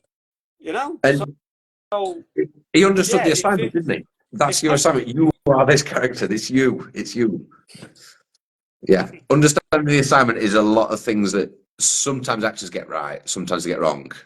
And a prime example of an actor that gets it right was Carl Urban playing Dredd. Man. Do you know what I mean? You kept your helmet on. The Respect. RoboCop of the 21st century, as I like to call it. Mm-hmm. I see so many parallels. It was hard. I mean, I've watched Dredd. Was it 2012? I want to say 2012. That sounds like a long time ago. But yeah, I think that was probably right. Yeah. But I mean, I've watched Carl Urban's Dredd so many fucking times. But So I had to watch it a second, third time, very, very shortly after watching the first time, because the first time, all I could think of was RoboCop. I was just getting these Verhoeven RoboCop vibes that it was almost like distracting me from watching the film, because I was just mentally comparing it to RoboCop, but in a good way, because I was just feeling these feelings that I hadn't felt since I was like underage watching RoboCop. It had that visual, like I was saying earlier on about that visual stimulation to your senses of, whoa, this is gritty, it's visceral, it didn't pull any punches. And like Verhoeven's RoboCop, someone got shot in RoboCop, you know they got shot. Someone gets shot in Dredd, you know they've been shot. There's none of this, oh, where's the blood spatter, where's the squibs? No, they've been blown away by a round. So yeah, great movie. Yeah, it's so what we got? Oh, you like this one or not? We'll see where this one gets us. Yeah. Mortal Kombat or Street Fighter? Smart ass and say Tekken, but you know. Well, over the course of my fighting career, Tekken would actually reign supreme. But in the era of Mortal Kombat versus Street Fighter, it has to go to Street Fighter. I'm afraid Mortal Kombat has its place there, but Street Fighter was the one to play rather than Mortal Kombat. Yeah. Ken, Ryu, and Bison, Blanka, just some great characters. Whereas Mortal Kombat was very violent and just you got some ninjas and you got some weird things, some weird monsters, and that was about it. Whereas you had a bit more backstory and nuanced characters with Street Fighter. So that's not why I played it. But yeah, looking back, it's some good stories. And the anime version of Street Fighter was phenomenal. That I like. The best representation of a computer game transferred to a not live action, but a motion pictured animated live action or whatever representation. So everything's falling to bits. How about? Hey, we're back. He's back. So, which actually gives us a little connection now. Carl Urban, we just mentioned, as Johnny Cage in the Mortal Kombat 2, in the sequel to the modern reboot. That's an interesting casting. It's just, I didn't believe it for the longest time. It was rumoured for quite a while. Then people talked about it like it was fact, but I saw no confirmation like from the man himself on his social media or anything like that. And then it kind of all went quiet, so I just kind of assumed maybe it wasn't accurate. But it definitely is, and in fact, he's just officially confirmed that he's wrapped on his part filming. So, okay. Carl Urban is Johnny Cage. I didn't know that was on the cards. I wouldn't have cast Carl Urban. I like him, but yeah, he's a great actor, but not where I would have gone for Johnny Cage. It doesn't seem quite right. No, I mean, maybe it's just me. I would have always cast Johnny Cage as more of a pretty boy, arrogant, cocky character, not a more rough kind of looking guy, which I would think Carl Urban fits more of that kind of mold. Looking at the roles he's played from sort of Ghost Ship, Lord of the Rings, Dread. Do you know what I mean? He's more of a gritty kind of guy rather than a pretty boy movie star. Even though he's a movie star, do you know what I mean? He doesn't fit that quintessential archetype, that stereotype character that I would want to cast him in. But maybe I'm I'd be a bit more of a cliche I mean, director, and I'd cast more cliche actors for roles like whatever that. he'll bring something to the role. Is I've got a lot of time for the guy. If he's in it, I'll watch it. I'll give it a chance. And he'll do his version of Johnny Cage, and no doubt it will be He will good. But do well. He will do I well. do imagine, it is one of those, as we've touched on a lot today, but one of those, there'll be a certain section of the fan base of the internet that are going to hate it because it just seems so wrong on principle. I try not to base casting on like that they don't look like the character, because it's not really about looks too much. It's It's getting not the all about the personality look. right. Yeah, that's But right. some characters, like you said, he doesn't have to look like Johnny Cage, but he does have to look like a pretty boy sort of 80s superstar action hero, which he does not. Certainly not at this point in his career. Ain't getting any younger, Carl. Yeah, I mean, I think whenever great. you're making a film or TV series based on something else, and you're creating a based on version, as we said earlier, you've got your direction, you've got your writing, you've got your characters, you've got your actors, and you've got your costumes. It all feeds into that same one, and you can fall short on one of those if the others are strong enough to carry it along. So you can change someone and say they don't look like they do in the comic book, but as long as they fill all the other marks, then it's fine, and it'll satisfy that need. But sometimes they just change too much of it, and it's like, well, you've changed this, you've changed that, you've changed this, and you've not delivered this as well. So that is not what you promised me. And Along those lines, I'm going to stick my neck out here, and I'm going to say I'm going to show some love for Ben Affleck's Daredevil, based on that. To be more specific, I enjoyed that movie. Michael Clark Duncan's Kingpin. Absolutely. Because, like, I don't give a shit that he's black. And he's not black in the comics. It doesn't mean anything. That doesn't matter. Yes. To try and find a guy to in any way come close to trying to embody the physical nature, stature, the Kingpin presence that he has in each panel, and the way that they kind of put the camera down low, like in animation, so he's always standing over you. Wherever you are, he's standing over you. The guy's like fucking 9 foot tall and 12 foot wide or something. Yeah. Who could fucking physically do that on screen, especially at that time? Michael Clark and make it look good. And make very it look few good. other people you could have gone with. And he's got it. He's got the charisma as well. The cigar smoking, doesn't give a fuck. He's a pimp daddy. He's great. He's got the absolutely on-screen chemistry. He portrays that character. As soon as he steps, well, I think the opening shot of him, you see him looking out the window, and you just see his back. Yeah. And as soon as you hear that low, resonating voice of him, it's like, right, there's Kingpin. And sold. Straight away, that guy is 100%. Scary. That guy would rise to the top. You don't fuck with that guy. You know, that's it. The thing that I always, whenever I watch that movie, when you know that that's who the Kingpin is, and you see the flashback of when Matt Murdock's dad is beaten in the alleyway, and the Kingpin gets out, leaves I think it's a rose that he leaves by the body, and you see the shot of his fist clearly sort of colliding with Matt's dad's face, and then you just think that's Clark Duncan's fist coming into your head. Terrifying sort of image to imagine, and that's why he's Kingpin. It's fine that he's black and he's not white. I don't care about that, because he's done everything else that the Kingpin needs to do. He hits the mark. So So last one of this, and I'm pretty sure I know the answer to this, but the kids at home don't.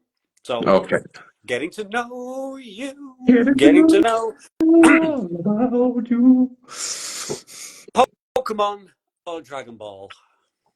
Oh, Well, I didn't even expect any hesitation. See, shows what I know. Oh, well. Even I'm learning. It's one. That's such a loaded question, right? It is. Because It is. it's like, you know, when you're scrolling through Facebook and your groups and you see two pictures and it's this versus this. Yeah. For what? What are they doing? It's like, what am I comparing them for? I mean, Pokemon is great. I mean, I they like are the two original very Pokemon. different Yeah, beasts. yeah, different. I mean, both animated, both obviously Japanese. Pokemon's great for the cute sort of. I always took the story of Pokemon is don't judge people by their appearance. It's the nature of your character that matters, and it's seen throughout the original Pokemon that I remember when there was 151. I don't know how many Pokemon there are anymore. But Wouldn't like then to think. Dragon Ball is just, it's that sensory overload of this, just some brutal combat. Like, you've got your snacks, you're watching it. Like, an episode's going to last 20 minutes and they don't actually do anything. They're just charging up talking, but it's fine. It's drama. It's intense. So you can't compare the two. But given the choice, I would have to go with the original Pokemon, the first 151 Pokemon over Dragon Ball. Yeah. No. Well, there you have it. No. Yeah. No. Gun to my head, Pokemon. Gun to my head, Pokemon. No. But Dragon Ball is Controversial. Yeah. Tough question, man. Tough question. Oh, yeah. Oh, Yeah. so Pokemon. Now, we have had a live action Dragon Ball movie. We don't like to speak of it. I heard rumours, but I forget about that. Yeah, you think of it like an urban myth. Yeah. Like the Yeti or something. Yeah, did I see that? Yeah, let's it's always a blurry photo. There's no proof. It's the complete opposite of let's not say we did. It's we did. So let's say we didn't. No. Now, given the superhero fatigue, probably not. But do you see a future where we get like a AAA, Hollywood big budget live action Dragon Ball movie? I mean, because the franchise is not going to die. They're going to be making Dragon Ball shit for some time. Yes and no. Yes and no. So I would like to think we are going to see some A-list blockbuster good anime movies in the way we've had Marvel, DC superhero movies. Let's go over to Japanese anime now. Yeah. Let's get the Gundams. Let's get the Gaivers, the Devilmans. Do you know what I mean? Let's get live actions of those, but not Hollywood. Keep it in Japan. Yeah, let Japan do their thing with their babies and show the world cinema that they can smash Hollywood superhero movies like Godzilla minus one did. They are starting to do exactly that, and for me, there are some good ones kicking around. There's like a Rurouni Kenshin trilogy, which is fantastic, but at the end of the day, it's just a samurai movie. They've been making samurai movies forever, so it's not really hard to do that. But it is a fantastic. It's a formula that works, though, isn't it? It's a fantastic superhero movie. It's a fantastic samurai movie. It's a fantastic martial arts movie, and it's a fantastic rendition of, like I said, transferring from one medium to another. It works. What they miss out, what they put in, they nail it. They do exactly what needs to be done to make it work in live action, and they're phenomenal. What else I see recently? The Bleach. Actually, the Bleach live action movie. Obviously, there's so much Bleach to go at. Where do you start? What do you do? For a movie, it's very much like a one-off standalone Bleach for beginners, for dummies. You come into it completely cold, casual, as I did. Actually, Bleach's always been in the periphery, and I've never really delved into it. But I know I want to. I know that I will like it if I get around to really doing it, making it a thing. Okay, question. So I watched the movie. For you, I've got a question for you then. So let's say we start getting the films that show the Japanese culture, sort of like the anime and all that kind of stuff, live action, bringing it to the forefront. Do we want to sort of lead people in through the paddling pool into these characters, and in a weird sort of parallel, do the Spider-Man origin story again, and say this is where these characters come from? Or do we just throw people in, or do they just throw people in right at the deep end and say, right, this is a character. If you don't know who this character is, you go away and you find out who this character is. There's decades of history on it. Go and find out. We're doing the film. We're not going back and telling the story that we told 20, 30 years ago. Yeah. What do you think would be the better option for anime live action movies? I think it depends. I think it depends on the character, on the series. Mm-hmm. If we're talking about the kind of generic superhero shonen, fighty powers, kind of whatever sort of shit, then I think you can just pick a story arc, pick a villain, and you can pretty much jump straight in. Yeah. I think people understand it's not really hard just to get across. Oh, this is a world where people have powers, or a select number of people have powers. You can imply a lot of the origin and lore to it just by the subtle background information. Put a bit of exposition in. You can have you can do it in the opening credits, where you kind of sort of somewhat tell the backstory in the opening credits. You know what I mean? For hundreds of years, people lived in blah blah blah. Lived in harmony until one day, this happened and it kept the world in two. And now, exactly. So, I think you can kind of skip to the good shit. Yeah. So, but like I say, I think but some stories would be quiet and I think deserve the full origin treatment. Some things need that. But again, it depends on the characters, and it will also depend on what type of movie you're doing on it. Are you doing a shot-for-shot remake of the faithful manga when it was originally done, or are you taking that and rolling it up and saying, right, this is my school project, this is what I've made of it? So there's a lot of variables, but it'd be nice to see some anime like action. Do you have any love for Ghost in the Shell in any of its many forms? See, again, I get crucified. I've not seen the live action. I've only seen the original animated version, and it's on my list I need to go and watch it, but I've never seen it because I've just thought, no, I'm happy with the animated version. So if it's not broke, I don't need a new version of it. So I've never had the need to do it. I don't want to be disappointed more than anything. It's like, I don't want to see someone take something that was great and fantastic and say, right, let's see it redone. I mean, no, you've done it wrong. I mean, throughout the whole, to kind of go chronologically, there's the original movie, the original animated movie, and it's just one of the greatest pieces of cinema, in my opinion, ever made. Great story. Everything about it is just fucking, they just nail it. It's beautiful, beautiful science fiction. So when some years later, when Madhouse did the standalone complex TV series, I was like, as you just said, I kind of thought, well, I don't really need that. It doesn't, because it neither carries on. It's not a sequel. It's not a prequel. It's just. But I was like, okay, you've made it clear to me. They're along with it. You've made it clear to me. This is its own thing, and it's some of the best television, best episodic, the thing that I've ever seen. It truly is fantastic. It pulls no punches.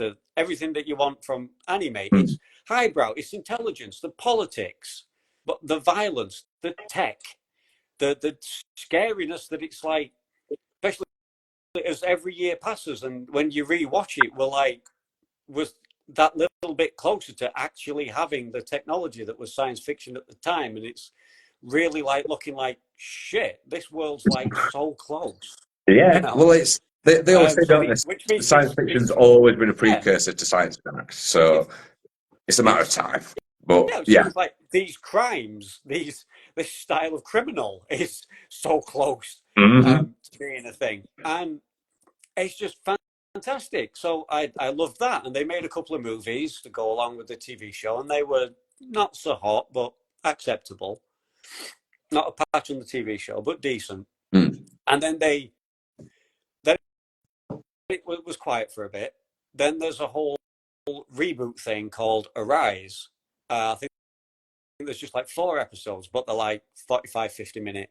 So, like, OVAs, if you will. Yeah. And then there's a full movie. And it's, again, we've started again, but it's not really, like, I fucking hate reboots and diss on reboots. But there's something, when they do go to the shell, then it's like, it's rebooted again. It's got nothing to do with the original movie. It's got nothing to do with the standalone complex TV show.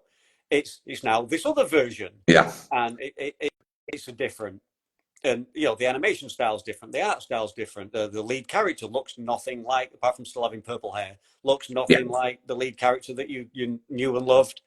So you kind of go, well, I'm not having that. And a lot of people were like so against it. I gave it a chance, just as a fan of the franchise. And again, it's like, well, they've done it again. They've lured me in to something that I don't need, don't want, never asked for, doesn't matter. By all accounts, is irrelevant and completely unnecessary, but it's good. So I don't care. That's it. It's the thing that you didn't realise you needed, but once you've had it, it's like, yeah, I'll have some of that, thank you.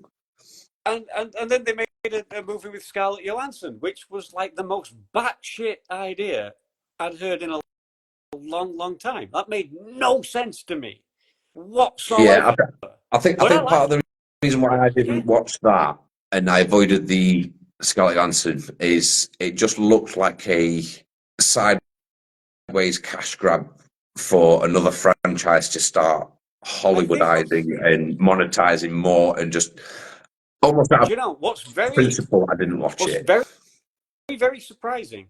You might find surprising if you can bring yourself to put it on and power through. It doesn't feel like a Hollywood movie. Really doesn't. What you'd expect when you think you cast this big, sexy star who's like hot shit at the minute as a character that some people have wrote really quite disgusting fan fiction about over the years and stuff. So again, you just think, I know where you're going with this. But it's another strong female character, though, isn't it? That we were talking about earlier on. Do you know what I mean? One that we didn't include in our examples of strong female protagonists, but yeah, there's another one that just it's out there. There's strong female protagonists out there if people just look for them. And Motoko Kusanagi, girls, if you're looking for a fucking something to get behind and cheer on, Motoko Kusanagi ticks all those boxes. She ain't taking no shit from nobody, and it's not just playing a masculine role and it just happens to be a girl who kicks ass. No, there is very specifically feminine issues and details in that. And I'm speaking as a guy watching it, and I feel like I'm learning something about women's attitudes. Whoever's behind writing that shit, I feel like, and I've spoken to women on this who have took one look at the outfit from certainly like the older versions, and kind of instantly wanted to hate on it because she's got no clothes on. But I say, judge someone on what they do, not what they look like. And then you forget it's like with the superheroes and complaining about the skin tight spandex or the oversight, the skinny waists and the big boobs and all that kind of thing. Like, not saying you don't have a point, but that doesn't necessarily relate to normal people out there. We don't look like that and shit. But that's again, it's too distracted by that to see how this woman saved the fucking world, and you can't get behind that and go, well, that's glorious. The world is saved thanks to that woman, regardless of what she's wearing. That has no relevance whatsoever. You've summed it up very well. It's the fact that some people can't look past a character of something because of a physical trait or whatever, and that therefore they don't observe what the actual merits of the character have. And it's like, oh well, they're an attractive character. So, I think you could kind of draw a parallel with Buffy the Vampire Slayer.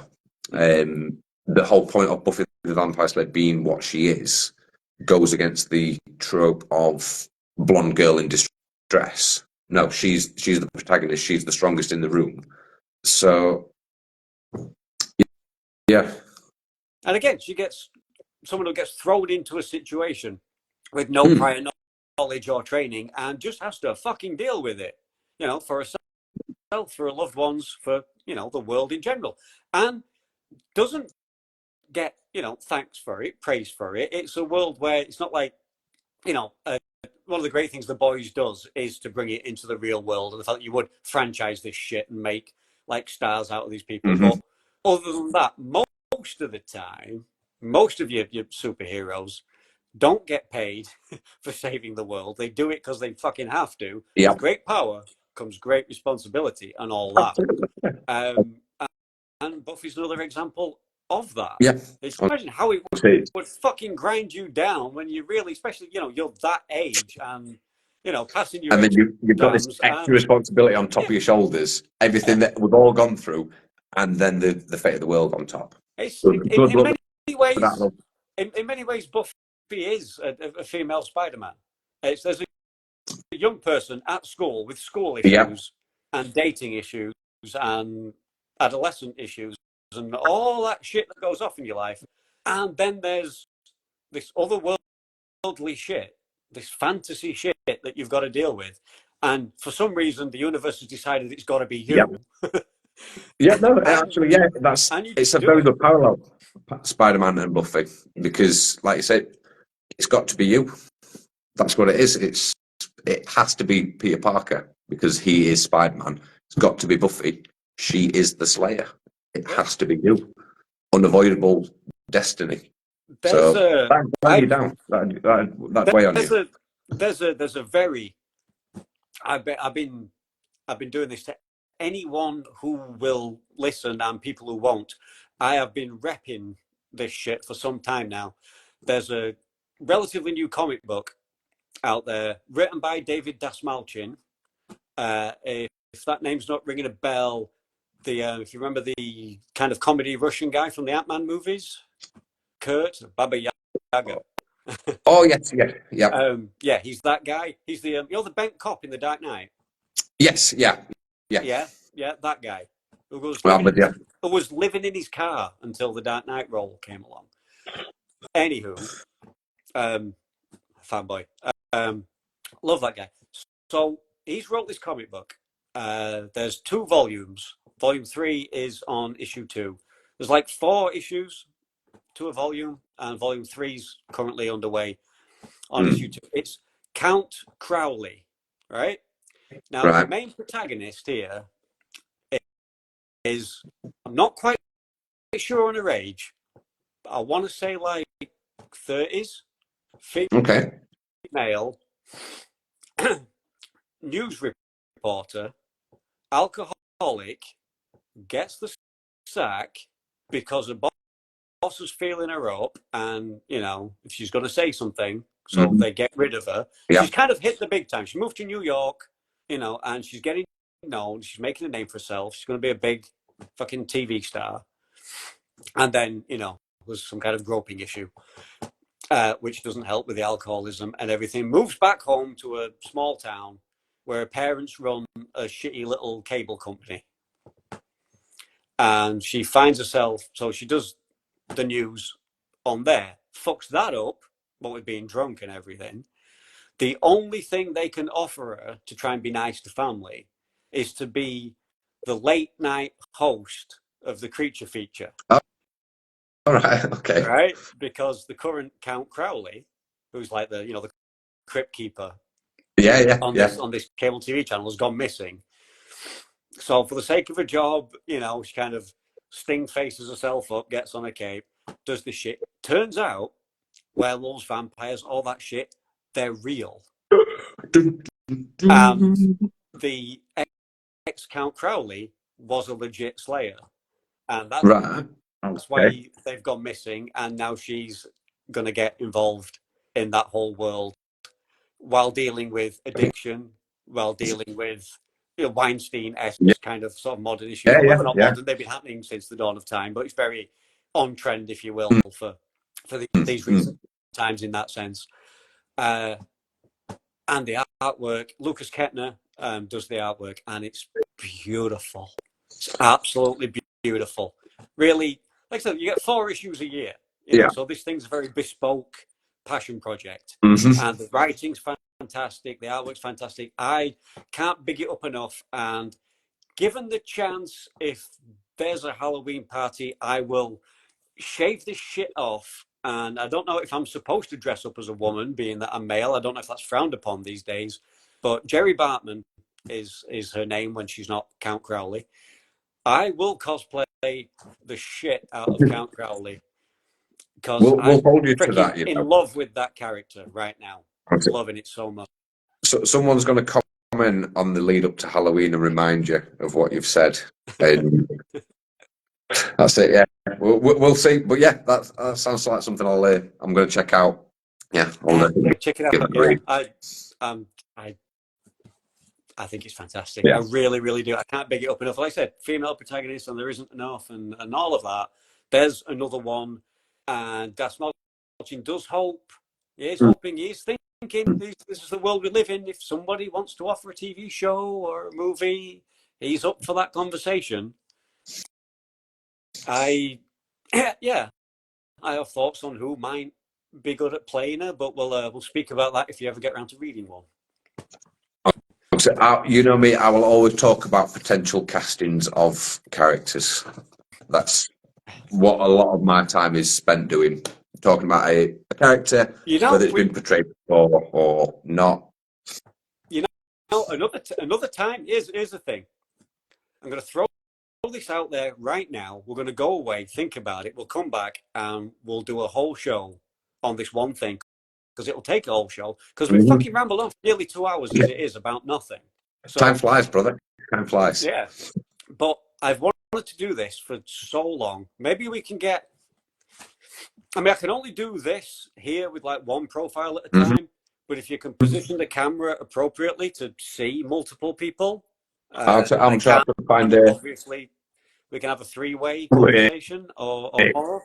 But I would like...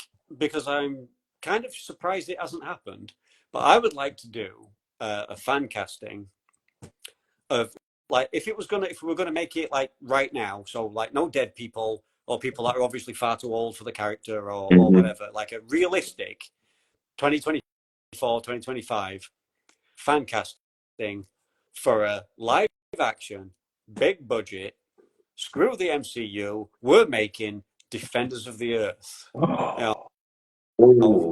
Flash Gordon, the Phantom, Mandrake. We're doing it. And who do we cast? Needs a little bit of cooking time. Needs a bit of thinking time on that one. But so I'm going to drop that. I'm going to drop that out there, and we're going to come back. We'll arrange it. We'll arrange something. We'll come back. I don't know, a little while, a week or 2 or something. Yeah. And and we'll come back. We'll keep in touch, and we'll come back and we'll do that live. And with that, let's also look at Thundercats. Oh, have you ever heard some of that? Because that's obviously if you do a live action Thundercats, do you kind of avatar this shit? Are they essentially a CG movie with people doing voiceovers? Is that the way we go? Not me. I'd go practical effects. Yeah, it's got to be practical effects. I mean, you look at, to draw the comparison again, you look at some of the orcs and goblins in the Lord of the Rings. Practical effects, costumes. You tell me you can't do a Thunderian like that? Do a little cat face, little cat nose. Yeah, it's got to be practical effects. We need to see fur on skin, even if it's real short fur. We need to see fur on these Thunderians so that light reflects off of it. You try and do that as CG, they're going to look like some bizarre monstrosities. So obviously not now, but there was a time some years ago. The Thundercats has come up many times. I believe whoever's got the rights kicked around. It's always a thing. Yeah. It's always burning anyway. Somebody somewhere is sat around a table and they're putting it forward as an option, and it just never gets picked up because I think they're thinking about expense because every shot is a special effect, because every shot involves a Thundercat. Absolutely. So, Yeah. So I think it's going to be an expensive movie. I think that's why people are hoping, an AI and VFX are better. The better they get, the cheaper that they get, and then the easier it is to make. And then that's when we get one, a CGI version. Yeah. But so some years ago, it was a name, the one name that was always put forward for Thundercats that I saw anyway, over and over and over again, was Bruce Willis as Panthro. No, I mean, that's an and I awful always idea. thought I never quite got that. No. Do you know who my Panthro has been and always probably will be? Is Wesley Snipes. Well, Yeah, Wesley Snipes Panthro. I'm sorry. Yeah, I mean, maybe I'm just showing my age, and that's the era I grew up in. And I thought, right, that's who that be. It was probably Matthew McConaughey used to be my casting for Lion-O. I had it all figured out. But obviously nowadays, if we're to do it with actors available now at their current ages, those actors are far too old to play those characters. No, in my opinion. Certainly. I mean, also along with Bruce Willis, a regular feature was Mel Gibson as Lion-O, which God no, also made me. Yeah, I think just because I couldn't cast anyone worse. Crazy red hair in Lethal Weapon, So it's like, is that all it takes? Oh yeah, it'd be a good Yeah, then. just put cat ears on Riggs. No, oh God, no.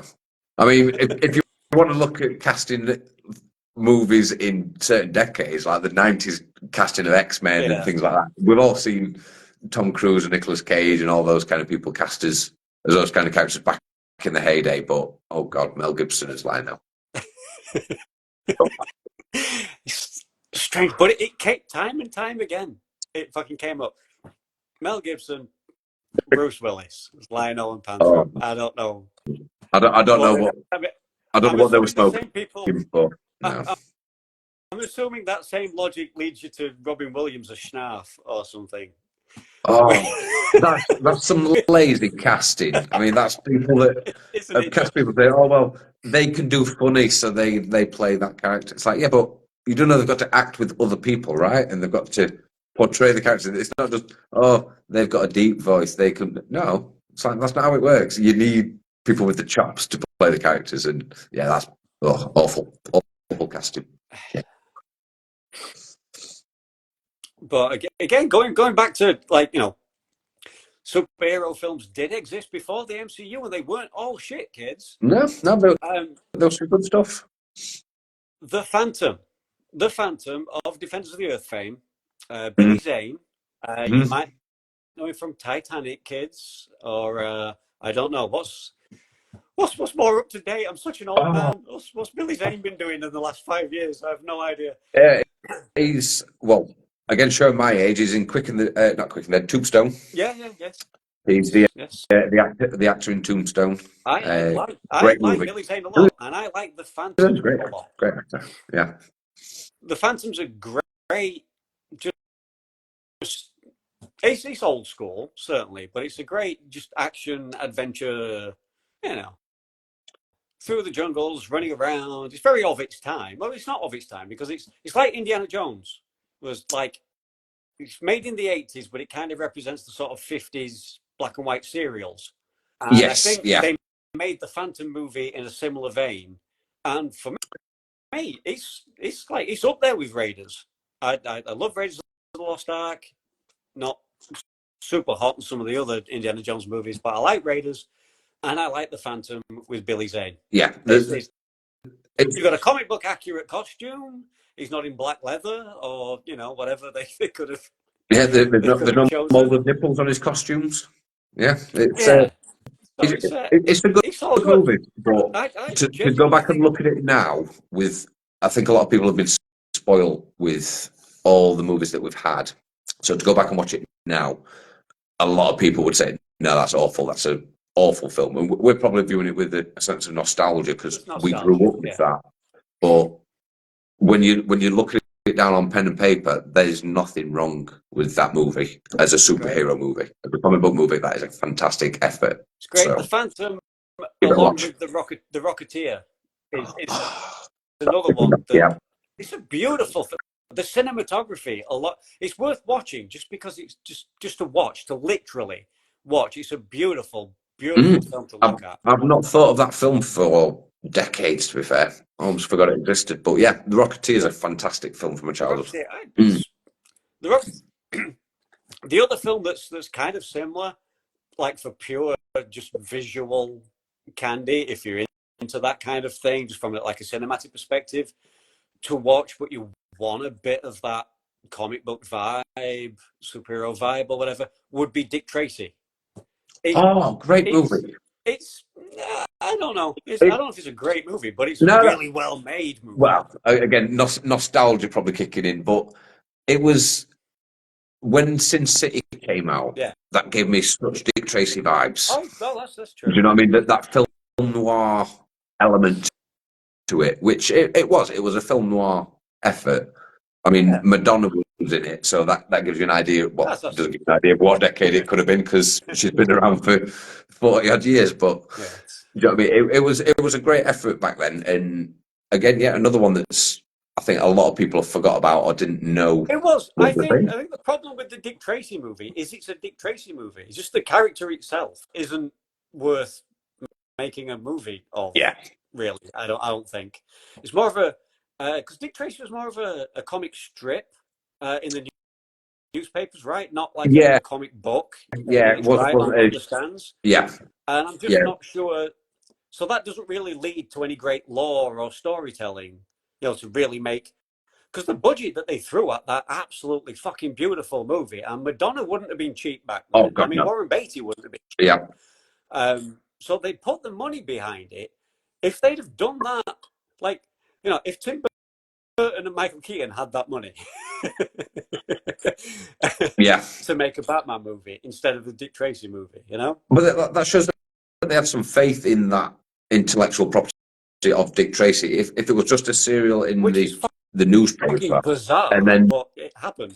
to throw that amount of money behind it, to say we're going to put this into production, we're going to make a movie on this. They've got some immense faith in the writers and the production to expect a return on something that's how do you gauge if people are even interested in it? Because they're buying the newspaper anyway.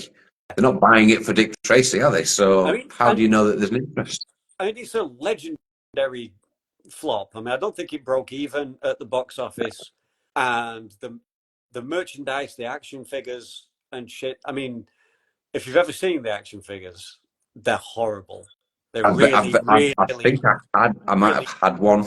Bad. Yeah. When you used to pick up like third party, like knockoff action figures of your favorite characters with Spider-Man from the petrol station, slightly different names or whatever, but what they're meant to be. Oh yes. They're kind of like that. They're like the cheap knockoff figures, and they're like as if there was only like 3 molds. So whether if you have you've got like Hammerhead, right? Mm-hmm. And so like the blue one, the brown one. You want the short, stocky guy, and then there's another character who's I don't know, and then like Madonna's character is the same mold, Yeah. So it's painted. You can tell from like the clothes or whatever that it's meant to be, but it's like it's clearly just a repaint of that one, and makes no sense because it's completely such a different character that it makes no sense. But it's not that colour, so therefore it must be someone else. It's like okay, so it's just the colour that makes the character, not the shape of the character. They are legendarily bad action figures, which the right idiot will probably pay you a lot of money for them if you've still got them boxed and stuff, because they become quite collectible through the story of how abominable. I will tell you some. I'll tell you some action figures from a movie that were fantastic. Robin Hood, Prince of Thieves. Yes, action figures were phenomenal. They were absolutely amazing. Faithful to the movies, functional, good quality toys. They don't make them like that anymore. Do you know what I mean? I think that was the last sort of time I saw any Yeah, Obviously stopped buying them I as a young lad, I but think there now was some quality it's merchandise that you don't get anymore. there's such a culture of collectibles. Mm. So if you go with like this super high end shit, there's some absolutely beautiful stuffed figures and shit out there you can Yeah, get. But absolutely. the kind of budget that your single mum has to spend to try and buy some bits of plastic, for For little the Timmy's two birthday, two yeah. two young brothers to reenact their favorite movie scenes, they they're just they could try a bit harder. You think as technology's moved on, you think like the high end stuff of the 90s would now be the normal stuff today, Yeah, but it doesn't seem to have worked out that way. The no. ones that they think you play with are a bit shit, and then the ones that if you're not a Hollywood A-list celebrity you can't afford anyway, that you would But yeah, display in your man cave, yeah. I mean, when you look at some of the action they're figures that you really can get, good. and you're talking hundreds of pounds for a 12-inch articulated Batman or Spider-Man or whatever. But They the are people that can afford to phenomenal. pay that, they're not gonna play with that. No, So where's the because durable toys for the kids that are gonna play? But good toys, that's not what the cheap. because this is a big thing. I had a random conversation with a guy. I was looking. Uh, I was in a store and browsing the comic books, and just totally random guy. As is the nature of our culture, we're good like that. We actually speak to each other. Complete strangers will just tap you on the shoulder and go, "That one's good if you've not read it." Yeah, They catch you, get you lurking. hesitating, looking a little bit too long on this one, so they kind of get a vibe of what you like. And he goes, "That was good." And I'm like, "Oh, really?" And we got in Yeah, yeah, this conversation, and I've had it a few times. I've got nothing against collectors. There's obviously nothing wrong with that. If that floats your boat, if that's what makes you happy, do yeah, it. yeah. It's fine. You do, you, But yeah. I want to play with my toys and I want to read my books. I Mm-hmm. don't want, a a grade 9 Action Comics #1 in a fucking on a velvet cushion in a glass case Yeah, with like with 5 armed laser grip guards and security. shit, because it's worth like several $1,000,000, and that's fantastic. That's brilliant. Yeah. I know people that have phenomenal collections, but they haven't. I can tell the difference is I can tell you what happens in that book because I've Yeah. fucking read it. You haven't actually read it. I'm not meaning to diss your fandom, but Mm-hmm. you know that that's this character's first Yeah. appearance, or it's a landmark book for some reason or other, and they've Mm-hmm. sought it out, and they've sought out a good quality one, and they've got their hands on it. Well, they've got their gloved hands on it, and then they've like wrapped it up and put it Yeah. away somewhere. And for me, it's not fulfilling its destiny. The team of people that put their heart and soul into creating that art want you Mm-hmm. to fucking pore over it, read it, Look, smell it, yeah. Admire look it. at Yeah. every word, look at the font that's used, look at the artwork, how Mm. imagine the voices in your head based on the way that it's written, and all that good shit. Not to wrap it in cellophane and put it on a wall and leave it Yeah. I mean, and pat yourself on your back because I have a fucking Thor 142. Ooh, look at me, I'm a big shit. yeah. I mean, when you boil it down to it, I mean, a comic book's purpose, as it were, is to be read. Without it being read, it's just a collection of paper.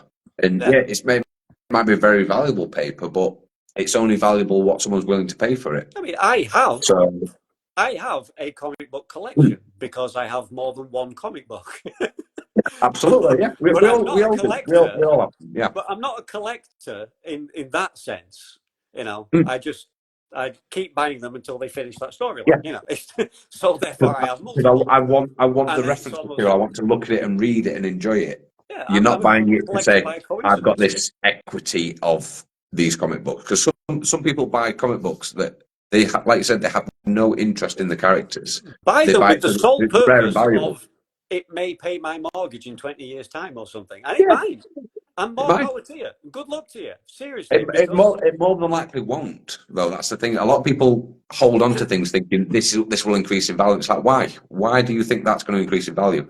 It's been mass produced. It's available to absolutely everyone. It's not from the era of where these valuable collectibles come yeah, from, I kind of like because I said, that's gone. any collectors out there watching, you are amazing, beautiful, intelligent people. Please talk to me. Send me a message. Come on here. Let's talk about it. It's just not for me. Because I wish we could get back to. It's the same with all the, let's say, all the negativity, all the bandwagon hype train jumping. Either something's the best thing ever or something's the worst thing ever. Mm-hmm. And then for me, the collectible, the just buying something, the movie's coming out and you've heard that it's based on like that comic book. Yeah. So suddenly there's a rush on that comic book. Suddenly that comic book doubles in price, Mm-hmm. and all that Supply and shit. And then demand is. I can't buy that comic book. I'm actually missing that one as part of a story that I need to complete because I'm interested in the story. Yeah. And I can't afford it now because of fucking you, you collector. Hiking up the price of it. So Yeah. you do me out of it, you price me out of it because it becomes collectible Mm-hmm. instead of it just being a thing that's out there for people to like. Yeah. I wish we could get back to just enjoying things for what they are.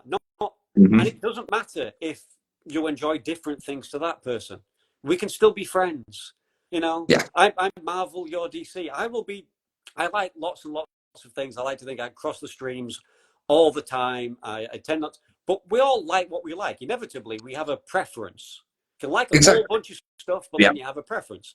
I like DC, but I'm a Marvel guy if you want to put me in a corner. Yeah. Until Wolverine's driving the Batmobile, make my Marvel, as they used to say in the back of the issues and stuff. Yeah. But, Yeah. We like what we like you you say. the most die-hard fucking pinured colours to the mass DC fan in the world. Hopefully, we can still be friends. Mm-hmm. In fact, it's more interesting because the other Marvel fans they talk to are just going to probably say the same thing as me. So it's not that interesting in the conversation. But to talk to It's somebody no who's a good bigger living in an DC echo fan than I chamber. am is more interesting. So I like that. Yeah. Just sit back and enjoy shit. All the criticism or all the worrying about its value, worrying about a film's box office success as opposed to worrying about was it a good story, worrying about a comic book's value and will it increase in value down the line, or an action figure's value because now that action figure is now it's a Jason Momoa action figure. Like the fact that it's an Aquaman action figure should be the issue because Aquaman is what it is. That should be the thing that sells. Yeah. You're not going to see a Jason. The actor that portrayed it I'm in the not movie. going to see a Jason Momoa movie. I'm going to see an Aquaman movie. Yeah. That's what gets my bum in the seat. Like I said, we've had 3 Spider-Men. We'll have 3 more by the time I shuffle off this mortal coil, no doubt. At least 3 more. And I'll keep going. And I'll keep going and watching it because I'm going to see Spider-Man. Yes. That's what they don't get with like Transformers movies and shit like that. And like Aliens, Predators. We're going to see aliens. We want to see xenomorphs. Mm-hmm. We're not really there for the Space Marines. Not really. No. We're there for xenomorphs. They're just along for the ride with us. See a Predator movie, we're really there for the Yautja. Oh, I'm not sure the correct pronunciation. That's as close as I would be able to get to it. We're there for the Predator. Yes, we're there for the ugly motherfucker. We're not there. We're not there for the guy. people that we know they're going to be defeated, but we're there for that. Yeah, I want to see big robots fight. I want to see Optimus Prime and Megatron. One shall stand, one shall fall. Mm-hmm. Having at it. I don't want to see Megan Fox bending over a motorbike. I'm not there for that. Yeah, it might be an added bonus to some people, but it shouldn't be. It's a nice sight, but you're not there for it. Like you say, you're there for the Transformers. It's nice to have some garnishings on it. I mean, I get it. Meat and veg on the meal. I get the human factor in like a Godzilla movie because Godzilla doesn't speak, although it can still be very, very emotive, I believe. But I understand to help weave a narrative you might want to throw some humans in there and keep the story moving in a more palatable way. Yeah.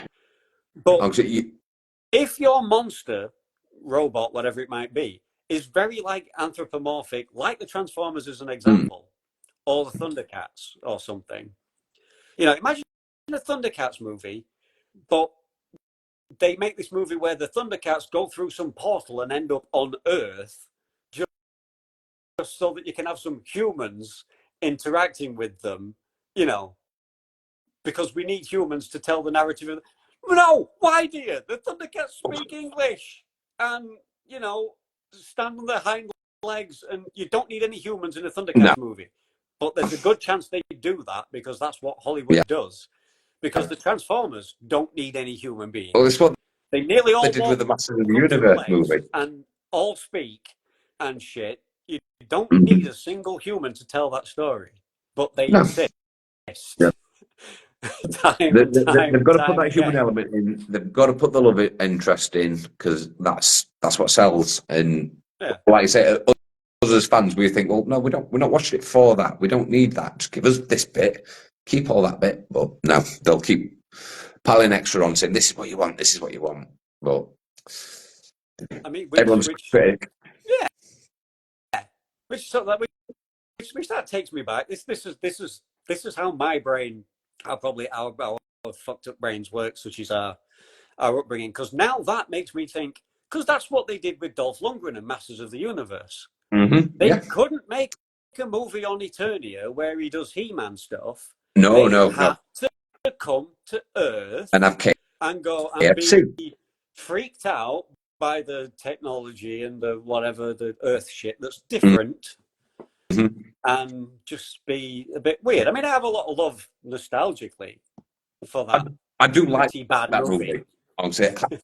Having said everything we've just said about them adding that element, that is still a great movie. I still enjoy that movie, but it does illustrate that exact thing where they've got to bring. Oh, it's too alien that we need to bring it home because people won't understand it. It's like, well, they're not really meant to understand it. It's supposed to be alien. It's an alien realm. It's an alien universe. The only reason that that making a Masters of the Universe movie is a viable option is because kids are going crazy for what did they get? 150 something episodes of this TV show and so many action figures, none of which at no time do they ever have to go to New York or wherever it is. I can't remember, but it's usually New York. So they stayed exactly where they were put. What gave you the logic? What made the men in suits feel that they had to do that? And as the advantage that Ninja Turtles had over this shit is that's how it was set in the first place. Yes. So that's why Turtles just won't die and seems to always work, no matter how many times they reboot it. It seems to be like always successful. Well, you'd have to really for 5 minutes and then it goes off the boil. Yeah. Sometimes you'd have to really, really mess it up, though, wouldn't you? To get Ninja Turtles wrong, you've made some real bad mistakes. It's not complex, is it? Yeah, I mean, the latest sort of efforts, I would argue, there's some big mistakes in them. I mean, the portrayal of Casey Jones was an abomination. Which is this? Look at your Casey Jones that you've seen in the cartoons, like growing up, hockey mask wielding, sports bag toting, playing cricket, all that kind of stuff. And then cricket? The live action version. You got to know what a crumpet is to understand cricket. I teach you. Yeah. And then you get the remake. Oh, I'm going to be a detective. It's Officer Jones. It's like, no, it's not. You are not Casey Jones. Get out. No. I could look past so many other things, but when that happened, that is like, no, I'm out. Do you ever see that there's the Bat in the Sun production company? Yes. They used to do a bunch of cool shit on YouTube. Then their actually production values got so high that we have to pay for it now. If you're not like a fully paid up Patreon member, Superhero Beatdown. Superhero Beatdowns. But they got I can't of his real name, but people know him as John Morrison from WWE. He's currently Johnny TV in AEW. They got him to be their Casey Jones in one of the Superpower beatdowns, and it's so right. I remember seeing it. That worked so well. But they got a lot of casting right though in their superhero beatdowns. Do you know what I mean? Because they looked for the character and thought, right, what does he need to look like? What physique, what shape do they have? And like the Batman, can't remember who they got to play the Batman. Kevin Porter. Yeah, fantastic Batman. Do you know what I mean? It was brilliant. Fun fact: if you, what's the scene? But there's a scene in Ben Affleck's Daredevil. Mm-hmm. Kevin Porter actually plays a policeman in Ben Affleck's Daredevil. So if you pause it at the right time, there's like Batman. There's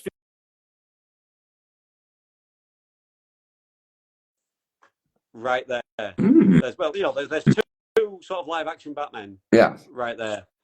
I'm gonna in that movie. To go back and watch that again. I'm gonna find him. But I've just I've just had the warning that I'm on low battery and I don't have a plug socket. Right. What time are we on? Too long. We have gone way. I've gone long and deep into Iain Parker tonight. Oh my! We didn't expect that. Full neck and chest. So. Oh yes. It's been wonderful. It's been fantastic. Have you had fun? I certainly have. It's been good to shoot the breeze and talk about some cool shit. Yeah. So we're going to do this again. We're going to do this again, and we're going to do the Thundercats and the Defenders of the Earth fan casting. Heroes and villains.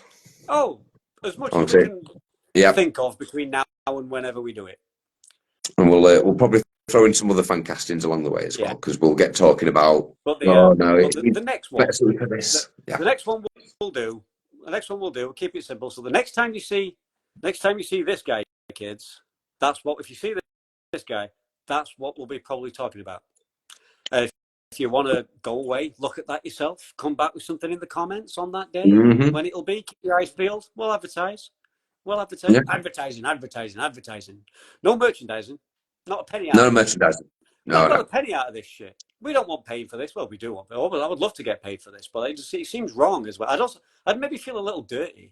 But not the good kind of dirty. just bad dirty. But not the good bad dirty. Just bad.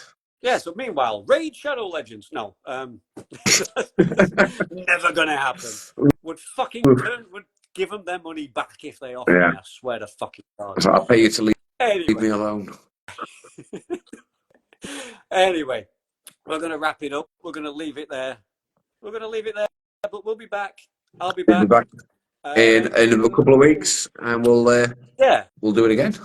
I'm going to do this again next week or this week coming, depending on how you view your Sunday as the start of the week or the end of the week. Ooh. That's another debate. I'll be doing this again with someone this week. I'm not saying yet because it's not 100%, but keep your eyes peeled. All the usual places as well. Facebook, Instagram. I do X, but I neglect the shit out of it. But you can try finding me on there, but good luck. Little bit of YouTube here and there when I can be bothered. Got a Farscape season 2 rewatch review thing coming up very soon over there. If you want to hear more beardy old guy bollocks about old shit that you've not seen and you're not going to see, and nothing I say is going to probably make you want to go back and see it. But hey, you never know. I just like the sound of my own voice, so I'm going to keep doing it. So, as the sun sets slowly in the west, we bid you a fond farewell. Bye. And we'll catch you all soon. Bye.